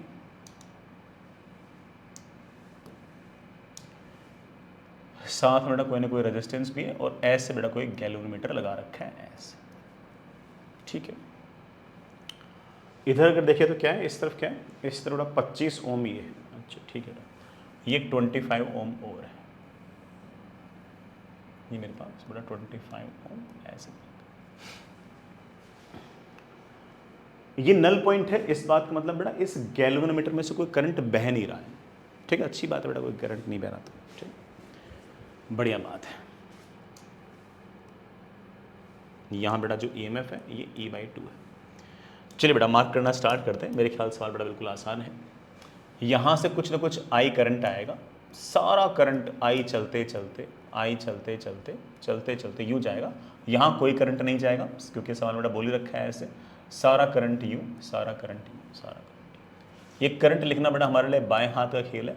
बैटरी का जो ईएमएफ है वो मेरे पास E है, और टोटल रेजिस्टेंस की अगर बात करें तो 50E और 25E 75 प्लस R1, तो 75 प्लस R1, ठीक है ना। साथ ही साथ एक बात और है कि गैल्वेनोमीटर में करंट नहीं है। अब यार एक गैल्वेनोमीटर वाला डायग्राम में थोड़ा सा वापस से बढ़िया से बनाता हूँ ना। यहाँ पर एक रेजिस्टेंस, यहाँ पर एक रेजिस्टेंस है, गैल्वेनोमीटर है एस, और उसमें करंट नहीं है। करंट नहीं है इस बात का मतलब बेटा ये है कि अगर यहाँ का पोटेंशियल ज़ीरो है तो बेटा यहाँ का पोटेंशियल भी ज़ीरो है। यहाँ का और यहाँ का बड़ा पोटेंशियल सेम होगा, तभी तो इस इंटरनल रेजिस्टेंस और गैल्वेनोमीटर में से कोई करंट नहीं होगा, है कि नहीं। और अगर यहाँ का पोटेंशियल बड़ा अगर जीरो है तो यहाँ से यहाँ अगर जाएंगे तो ऑफकोर्स E/2 घटेगा, तो यहाँ का पोटेंशियल बड़ा मेरे पास जाएगा -E/2, ठीक है ना। अब तो मेरे ख्याल से डन सा ही है काम। यहाँ का पोटेंशियल जीरो है, यहाँ का पोटेंशियल बड़ा -E/2 है। करंट बड़ा बड़े आराम से लिख सकता हूँ, सेम करंट में बड़े आराम से लिख सकता हूँ। Current is always from higher potential to lower potential. यहाँ से यहाँ ओम्स लॉ लगा रहा हूँ, हायर माइनस लोअर, बड़ा potential difference comes out to be E/2 upon बेटा यहाँ से तक का रेजिस्टेंस, बेटा यहाँ से तक का resistance comes out to be 39, 14 ये और 25। मेरे ख्याल से बड़ा सॉल्व करते हैं हमारा आंसर आ जाएगा। E से बेटा E कैंसिल, मेरे पास आ गया 75 plus R1 is equals to 78, so R1 comes out to be 3 ohm. मुझसे ये इंटरनल रेजिस्टेंस इस सवाल के अंदर पूछ रखा था, so that comes out to be 3 ohm. Perfect, आगे चलें। नेक्स्ट इज थोड़ा सा टफर साइड ऑफ क्वेश्चन। हालांकि किसी किसी बच्चे को हो सकता है कि रिजल्ट पहले से याद हो, तो उसके लिए बहुत आसान सवाल हो जाएगा। ये सवाल बेटा वही है जो एक बार मैंने वो क्लास में करा रखा है, क्लास में करा रखा है, और उसको अगर किसी को रिजल्ट याद है बेटा फिर तो वो बड़े आराम से सटा सेट सवाल कर लेगा। अगर रिजल्ट याद नहीं है बेटा फिर तो सवाल थोड़ा सा टफर साइड का हो ही गया। सवाल पढ़ते हैं। 2 resistances X ohms and 1 ohm are connected to a wire AB of uniform resistivity। बड़ा ये वायर है और इस वायर का रेडियस बेटा लगातार मेरे ख्याल से इंक्रीज हो रहा है। The radius of wire varies linearly along the axis from 0.2 metre. मतलब बेटा यहाँ पर जो रेडियस है वो 0.2 मिलीमीटर है, और चलते चलते बेटा यहाँ पर रेडियस बढ़ते बढ़ते लीनियरली बढ़ रहा है, 1 मिलीमीटर है। कोई गैल्वेनोमीटर लगा रखा है बेटा इस तरह से जी, और इस connect to centre of the wire, बेटा वायर के सेंटर पे है। 50 सेंटीमीटर फ्रॉम द ईच, बेटा 50 सेंटीमीटर ये, 50 सेंटीमीटर ये। Shows zero deflection. बेटा अगर गैल्वेनोमीटर में अगर जीरो डिफ्लेक्शन है तो ऑब्वियस बात है कि ये तो बैलेंस्ड व्हीटस्टोन ब्रिज है, तो this resistance upon this resistance should be equal to this resistance upon this resistance. अब मैं ये यूनिफॉर्म वायर नहीं है इसलिए बड़ा ऑब्वियस बात है, मैं ये नहीं कह सकता कि ये वाला रेजिस्टेंस और ये वाला रेजिस्टेंस बराबर होगा, है कि नहीं, निकालना पड़ेगा। शो जीरो डिफ्लेक्शन, तो मुझसे पूछा है कि एक्स की वैल्यू क्या होगा, निकालते बेटा। मुझे जो नॉन यूनिफॉर्म वायर है इसका रेजिस्टेंस पहले निकालना आना चाहिए, तो मैं एक बार निकाल देता हूँ। सुनना बेटा, आसान सही है। ये मेरे पास इस तरफ जो रेडियस है, लेट्स बेटा मेरे पास ये ए है, और ऐसे बेटा रेडियस लगातार लीनियरली बढ़े जा रही है, बढ़े जा रही है, बढ़े जा रही है। और यहाँ पर रेडियस बेटा बढ़ते बढ़ते बढ़ते बढ़ते let's say for example B होगी, यहाँ से यहाँ तक बेटा पूरी की पूरी रजिस्टिविटी जो है वो यूनिफॉर्म है, और इसकी जो लेंथ है लेट्स से बेटा मेरे पास ये एल है। इस वायर का नॉन यूनिफॉर्म क्रॉस सेक्शन के वो जो वायर है, इसका जो रेजिस्टेंस है वो बेटा rho l upon pi a b आता है। मैं इसको निकाल के दिखा रहा हूं, बट बेटा ये मैंने क्लास में पहले से कर रखा है, एक बार आप क्लास नोट्स भी चेक कर सकते हैं। सर कैसे करेंगे इस सवाल को? बेटा ऐसे करेंगे कि सबसे पहले हम यहां से x डिस्टेंस दूर जाकर ऐसे बड़ा एक कट लगाएंगे, फिर x plus D x distance दूर जाकर एक कट और लगाएंगे, तो यहां पर मेरे पास कोई डिस्क टाइप बन जाएगी। काश मैं उसका रेडियस लिख पाऊँ, उसका रेडियस अगर लिख दिया तो काम बन गया। तो बेटा रेडियस लिखने के लिए बहुत ही सिंपल सी ज्योमेट्री है, और वो ये है, गौर करना बेटा कि ये छोटा वाला ट्रायंगल बेटा, ये अगर r है, ये r है, ये a है, तो ये मेरे पास आ गया r minus a. This r minus A upon x should be equal to, बेटा ये टोटल b था, ये इसमें से a हो गया, तो ये b माइनस ए हो गया, b माइनस ए अपॉन एल, b माइनस ए अपॉन एल। r को हम बड़े आराम से लिख सकते हैं बेटा क्या, a plus b minus A upon L into x. Sir radius आने से कर क्या लोगे आप? बेटा मैं क्या करूँगा कि यहाँ से x डिस्टेंस की दूरी पर ऐसे dx थिकनेस का बेटा मेरे पास ये अरेंजमेंट है, इसका रेडियस बेटा मुझे पता है, करंट जा रहा है ऐसे, इसका रेजिस्टेंस हम बड़े आराम से निकाल सकते हैं। इस छोटे से अरेंजमेंट का रेजिस्टेंस होगा बेटा क्या, रो, जिस तरफ करंट जा रहा है बेटा उस तरफ लेंथ, बेटा इस लेंथ को मैंने मान लिया एक बार के लिए dx, ये छोटे से थिकनेस है dx upon area. Area is of course बेटा pi into cross sectional area, उसको क्रॉस सेक्शनल रेडियस का स्क्वायर, बेटा रेडियस का square will be a plus B minus A upon L into X का स्क्वायर। लेकिन ऐसा सिर्फ एक ही रेजिस्टेंस थोड़ी है, यहाँ भी है, यहाँ भी है, यहाँ भी है, यहाँ भी है, सारे के सारे आपस में सीरीज में हैं। सारे के सारे बड़ा अगर आपस में सीरीज में हैं तो net resistance will be integration of this, and the value of x will of course बड़ा वेरी फ्रॉम 0 टू एल, और सॉल्व करते बड़ा आपके पास आंसर आ जाएगा rho l upon pi a b. ठीक है, अब सुनना बेटा, पहले मैं यहाँ से यहाँ तक का रेजिस्टेंस निकाल लेता हूँ। बेटा मैं पहले क्लियर कर दूँ, इस यहाँ पर रेडियस 0.2 मिलीमीटर है, यहाँ रेडियस बेटा 1 मिलीमीटर है, तो बिल्कुल बीचों बीच वाले पॉइंट पर जो रेडियस आएगी बेटा वो बिल्कुल बीचों बीच वाली वैल्यू आएगी, दैट इज 0.6 ऑफ मिलीमीटर। बेटा कोई दिक्कत तो नहीं है, बिल्कुल बीचों बीच वाले बेटा पॉइंट पे 0. ऐसे एवरेज भी निकाल सकते हो, 1 मिलीमीटर और 0.2 मिलीमीटर अपॉन 2, तो यहाँ का रेडियस आएगा 0.6 मिलीमीटर। या लीनियरली देख लो कि 100 सेंटीमीटर पर इतनी बढ़ती है तो 50 सेंटीमीटर पे कितनी बढ़ेगी, कैसे सोचो जैसे आपकी इच्छा हो। ठीक है, तो मेरे पास पहले यहाँ से यहाँ तक का रेजिस्टेंस निकाल रहा हूँ बेटा, यहाँ से यहाँ तक का रेजिस्टेंस होगा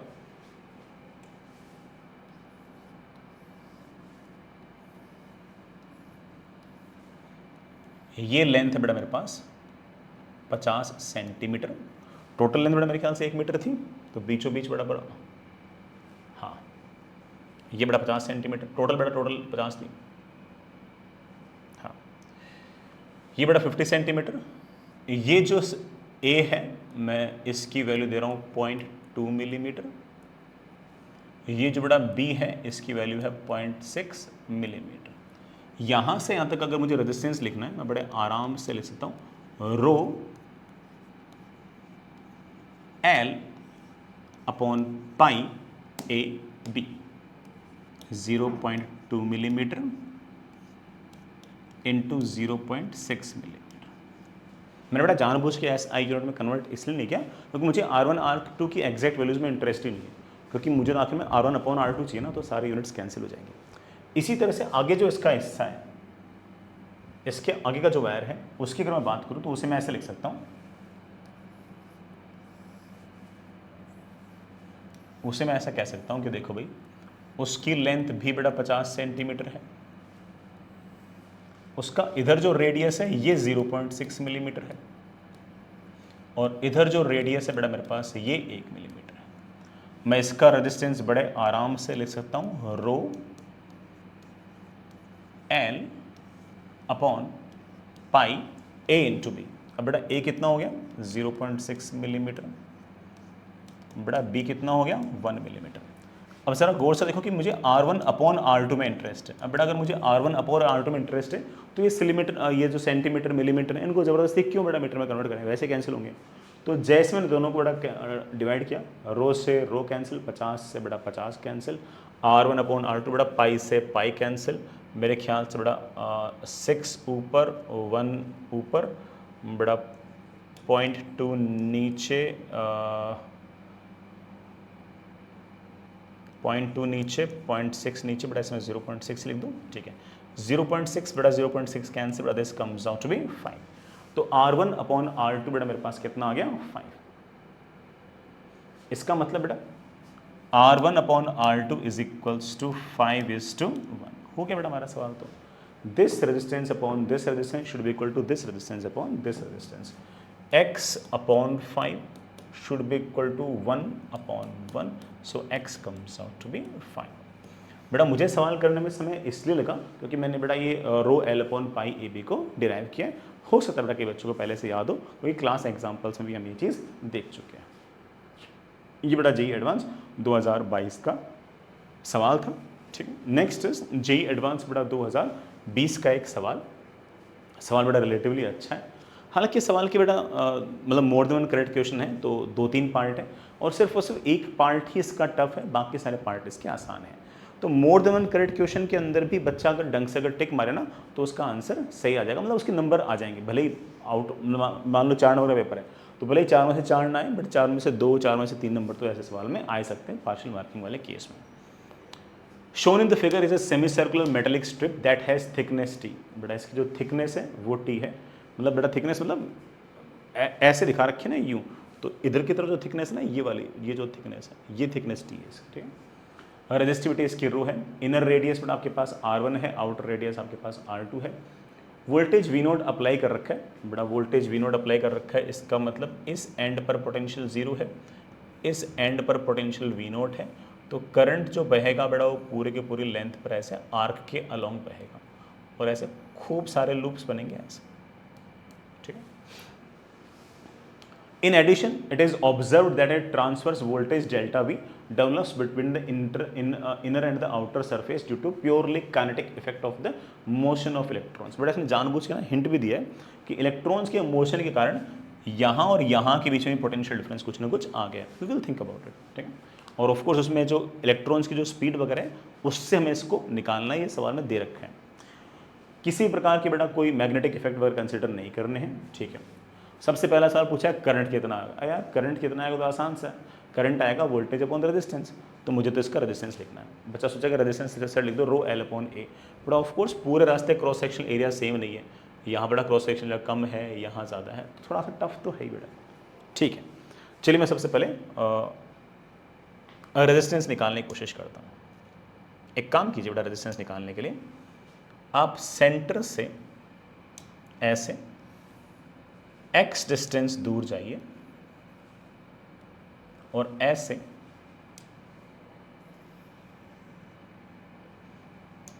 यूं एक कट लगा दीजिए, फिर एक x प्लस dx पे एक कट और लगा दीजिए। ऑफ कोर्स बेटा डिस्क में तो ऐसे एलिमेंट चूज करते हैं, पहले जानते ही। यहां का पोटेंशियल बेटा प्लस V0 है, यहां का पोटेंशियल 0 है, करंट जाएगा ऐसे, करंट जाएगा ऐसे।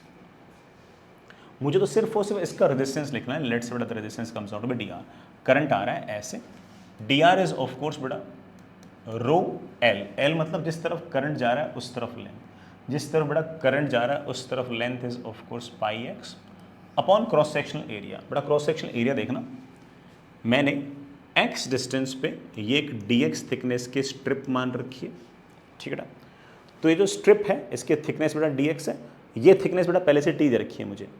तो जो आपका करंट जा रहा है, मगर इसका साइड व्यू अगर दिखाऊं तो ऐसा दिखेगा, साइड व्यू दिखेगा वो ऐसा दिखेगा कि ये रहा आपका dx की थिकनेस और ये आपकी एक तरह से t की थिकनेस।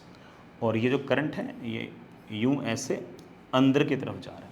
तो जो करंट जा रहा है वो जिस एरिया पर जा रहा है बेटा that is of course dx into T, that is बेटा of course dx into T. लेकिन आप बोलोगे कि सर ऐसी सिर्फ और सिर्फ एक ही स्ट्रिप थोड़ी है, ऐसे तो खूब सारे स्ट्रिप्स होंगी, एक स्ट्रिप यहाँ भी होगी, फिर एक यहाँ भी होगी, फिर एक यहाँ भी होगी। हाँ बेटा बिल्कुल होगी, तो सबका रेजिस्टेंस लिखना पड़ेगा। लेकिन एक चीज़ नोटिस करना कि इस स्ट्रिप के अक्रॉस पोटेंशियल डिफरेंस, इस स्ट्रिप के अक्रॉस पोटेंशियल डिफरेंस, इस स्ट्रिप के अक्रॉस पोटेंशियल डिफरेंस, इस स्ट्रिप के अक्रॉस पोटेंशियल डिफरेंस, सबके अक्रॉस पोटेंशियल डिफरेंस सेम है। पोटेंशियल डिफरेंस अगर सबके अक्रॉस सेम है तो सारे के सारे पैरेलल में है। और पैरेलल में हम लोग जानते हैं कि आर इक्विवेलेंट कैसे निकालते हैं, 1/r equivalent is equals to 1/r1 plus 1/r2 plus 1/r3। बड़ा 1/r1 plus 1/r2 plus 1/r3 की जगह 1/dr1 1/dr2 1/dr3 ऐसे लिख दूँ। ऑफकोर्स बड़ा कंटिन्यूस चीज़ है तो समेशन की जगह मैंने इंटीग्रेशन लगा दिया। तो that comes out to be integration of rho बाहर, पाई बाहर, टी बाहर, integration of dx upon x। As we know that कि बेटा x कहाँ से कहाँ तक वेरी कर रहा है, x बेटा वेरी कर रहा है r1 से लेके r2 तक। तो आप बड़ा आराम से कह सकते हैं कि it will vary from r1 to r2। मेरे पास आ गया that is rho pi upon t log of r2 upon r। ये मेरे पास r इक्विवेलेंट नहीं है बेटा, 1/r इक्विवेलेंट आया है। ऑफ कोर्स बेटा r इक्विवेलेंट की जो वैल्यू होगी वो हो जाएगी t upon rho pi log of r2 upon r। सबसे पहला सवाल बेटा मुझसे पूछ रखा है कि पूरे के पूरे तार में करंट कितना होगा। बेटा पूरे के पूरे तार में करंट होगा potential difference V0 upon R equivalent. बेटा V0 तो ठीक है, R इक्विवेलेंट की बेटा हमने बड़ी मेहनत से वैल्यू निकाली, that is T upon rho pi log of R2 upon R। This must be your बेटा व्हाट करंट। बेटा देखना यही है क्या, मैंने कुछ गड़बड़ कर दी क्या बेटा इसके अंदर, उल्टा लिख दिया ना। हाँ बेटा मैंने बेटा उल्टा लिख दिया क्या, 1/r इक्विवेलेंट 1/dr मुझे लिखना था बेटा, dx ऊपर गया, सॉरी बेटा। यहाँ पर t ऊपर आएगा, रो पाई बेटा नीचे आएगा, t ऊपर आएगा बेटा, रो पाई नीचे आएगा। यहाँ पर बेटा ऑफ कोर्स बेटा रो पाई ऊपर आएगा, t नीचे आएगा, और यहाँ पर बेटा अगेन उल्टा हो जाएगा।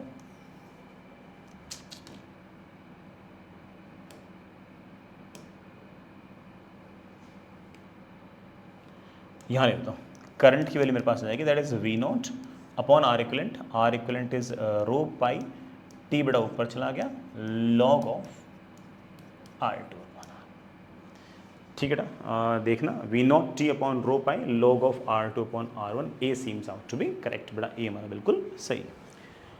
Next is the outer surface is at the higher voltage and the inner surface. अब बेटा क्या पूछ रखा है, जो ट्रांसवर्स पोटेंशियल डिफरेंस है ना यहाँ और यहाँ के बीच, वो पूछ रखा है। तो बी और सी तो आसान है, उसमें सिर्फ और सिर्फ ये पूछ रहा है कौन सा हायर पोटेंशियल होगा कौन सा लोअर पोटेंशियल होगा। तो उसके लिए चलिए बेटा अपन थोड़ा सोचते हैं। देखो बेटा ज़रा ध्यान से देखो, तो जब आपके पास इस तरह से करंट जा रहा होगा तो ये वाली बात तो हम समझते हैं कि इलेक्ट्रॉन्स भागे भागे यूँ आ रहे होंगे, इलेक्ट्रॉन्स बेटा भागे भागे यूँ आ रहे होंगे, और रफली मैं कह सकता हूँ कि इलेक्ट्रॉन्स जिस वेलोसिटी से आ रहे होंगे that would have been your drift velocity. चलो डायग्राम बेटा इतना अच्छा नहीं है, दूसरा बनाता हूँ, मैं ऐसा कह सकता हूँ कि करंट बेटा यूँ जा रहा है, इलेक्ट्रॉन्स फ्री इलेक्ट्रॉन्स भागे भागे यूँ आ रहे हैं, ऐसे आ रहे होंगे। कोई इलेक्ट्रॉन है, रफली मैं ऐसा कह सकता हूँ कि कोई जो इलेक्ट्रॉन है वो चलते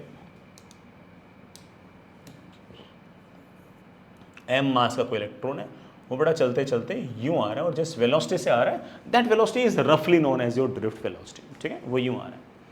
अब जरा खुद ही सोचो बेटा कि वो एक तरह से इस तरह के सर्कल में आ रहा है, इस तरह के अगर सर्कल में अगर आ रहा है तो ऑफकोर्स उसके पास सेंटर की तरफ कोई ना कोई एक्सलरेशन होना चाहिए, वी डी का स्क्वायर अपॉन जो भी रेडियस, लेट्स बेटा दिस रेडियस इज एक्स, तो वी डी का स्क्वायर अपॉन एक्स, ऐसे किसी रेडियस में आना चाहिए। ठीक है, अगर इसका मतलब इसके पास अंदर की तरफ कोई ना कोई एक्सलरेशन होना चाहिए। अंदर की तरफ एक्सेलरेशन तब होगा ना जब अंदर की तरफ कोई ना कोई फोर्स होगा। अंदर की तरफ जो फोर्स आएगा वो सवाल में मुझे हिंट के फॉर्म में दे रखा है कि इस तरफ कोई ना कोई पोटेंशियल डिफरेंस है। पोटेंशियल डिफरेंस तो ऑफ कोर्स वो वाला फोर्स किसकी वजह से आएगा, इलेक्ट्रिक फील्ड की वजह से।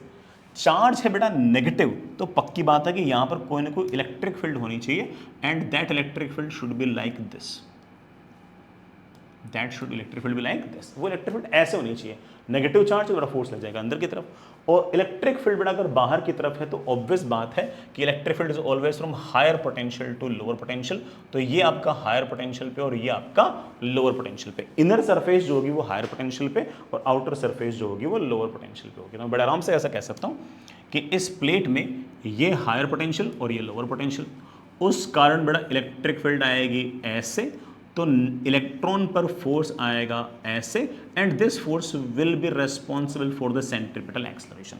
सो inner surface will be at the higher potential, the outer surface is at the higher potential, गलत, the outer surface is at the lower potential as compare to surface. ए तो सही है बेटा, सी भी गलत है। अब तीसरे वाले सवाल में ऑफकोर्स बेटा थोड़ा सा टफर हो गया, मुझसे पोटेंशियल डिफरेंस भी पूछ रखा है। सही कौन तो पोटेंशियल डिफरेंस नहीं पूछ रखा, पोटेंशियल डिफरेंस का सिर्फ और सिर्फ ये जो करंट है ना बेटा, इसके साथ प्रोपोर्शनलिटी पूछ रखी है। यही वाला करंट जो हमने ऑफ कोर्स पहले से निकाल रखा है, इसके साथ बड़ा मुझे प्रोपोर्शनलिटी पूछ रखी है कि करंट जो होगा उसके साथ ये वाला जो पोटेंशियल डिफरेंस है, ये वाला पोटेंशियल डिफरेंस नहीं, ये वाला जो पोटेंशियल डिफरेंस है करंट के साथ कैसे वेरी करेगा। सो लेट्स थिंक, और सोचने की जो बाउंड्रीज है उसका मैं काफी हद तक आइडिया लग चुका है। देख बेटा, ये जो इलेक्ट्रिक फील्ड है ये मैं निकालना जानता हूं। इस इलेक्ट्रिक फील्ड के कारण अंदर की तरफ एक फोर्स आएगा, वो जो फोर्स आएगा बेटा that is E into e, that force is always equals to mass into acceleration. Acceleration is बेटा ऑफ कोर्स VD का स्क्वायर अपॉन x। बन गया काम। अब VD जो है ना वो बेटा करंट के डायरेक्टली प्रोपोर्शनल है, तो यहां से मुझे पता लगे कि electric field is directly proportional to current का स्क्वायर, और electric field is directly proportional to current का स्क्वायर, तो of course potential difference also current के स्क्वायर के डायरेक्टली प्रोपोर्शनल। चलो मैं निकाल देता हूं, बट ठीक है बेटा, कहानी लगभग यही है। So E comes out to be m upon E into x into बेटा VD का स्क्वायर। ये इलेक्ट्रिक फील्ड आ गई। अब पता नहीं मेरे बच्चों को हल्का फुल्का आइडिया है या नहीं है, बट जब मैं यहां से यहां जाऊंगा dx डिस्टेंस, तो यहां से यहां हल्का सा पोटेंशियल डिफरेंस आएगा, पोटेंशियल थोड़ा सा घटेगा, and that potential difference is minus E into D x. बस उन्होंने माइनस हटा दिया, क्योंकि बड़ा मैं पहले समझ चुका हूं कि यहाँ का पोटेंशियल हाई और यहाँ का पोटेंशियल लो है, और जैसे जैसे x बढ़ रहा है वैसे वैसे पोटेंशियल लगातार घट रहा है, तो माइनस साइन तो सिर्फ वो घटने वाली बात कर रहा था, मुझे सिर्फ पोटेंशियल डिफरेंस की वैल्यू में इंटरेस्ट है, इसलिए मैंने माइनस हटा दिया। ठीक, तो दैट कम्स आउट टू बेटा व्हाट, m, ठीक है बेटा, VD का square upon E into x into dx। ये मेरे पास पोटेंशियल डिफरेंस आ गया। ये छोटा सा पोटेंशियल डिफरेंस आया, अगर पूरा का पूरा पोटेंशियल डिफरेंस अगर आएगा तो मेरे पास ऑब्वियस बात है कि m इंटू VD का square upon x, dx upon x का इंटीग्रेशन वापस से आपके पास log of R2 upon R1 types कुछ ना कुछ आ जाएगा। ठीक है, मैंने पूरा सोल्व नहीं किया। Potential difference is directly proportional to VD का स्क्वायर। मेरा बच्चा इस बात को जानता है कि करंट कैन ऑलवेज, मतलब रफली can written as AN A into A into E into VD, है कि बेटा। तो ये जो आपका ड्रिफ्ट वेलोसिटी का है ये करंट के स्क्वायर के डायरेक्टली, सॉरी VD जो है बेटा वो करंट के डायरेक्टली प्रोपोर्शनल है, तो ये जो पोटेंशियल डिफरेंस है बेटा ये भी आपकी करंट के स्क्वायर के डायरेक्टली प्रोपोर्शनल है। मैंने एक्जैक्टली बेटा एक्सप्रेशन निकाला नहीं, जरूरत भी नहीं, वो दिख गया कि बेटा इस तरह से डायरेक्टली प्रोपोर्शनल टू करंट का स्क्वायर आ जाएगा। So D also seems to be correct. Although हमसे अगर बेटा एग्जैक्ट एक्सप्रेशन अगर पूछा होता ना वो भी निकाल सकते थे, बट ऐसी आवश्यकता नहीं है। ठीक है बेटा, आई होप आप लोगों को इससे हेल्प मिली होगी। आई विल ट्राई दैट कि इस एक पूरे के पूरे वीक के अंदर मैं एटलीस्ट जो तुमने मुझे 3-4 जो चैप्टर बता रखे हैं मैं एटलीस्ट उनके सॉल्यूशंस तो आपको भेज दूं, और आप कोशिश कीजिएगा कि उन सब की आप बिंज वॉचिंग टाइप कर लीजिएगा। ठीक है, और किसी चीज़ की आवश्यकता हो, कोई बात हो तो प्लीज़ बताइएगा, we will help you. Okay, all the best.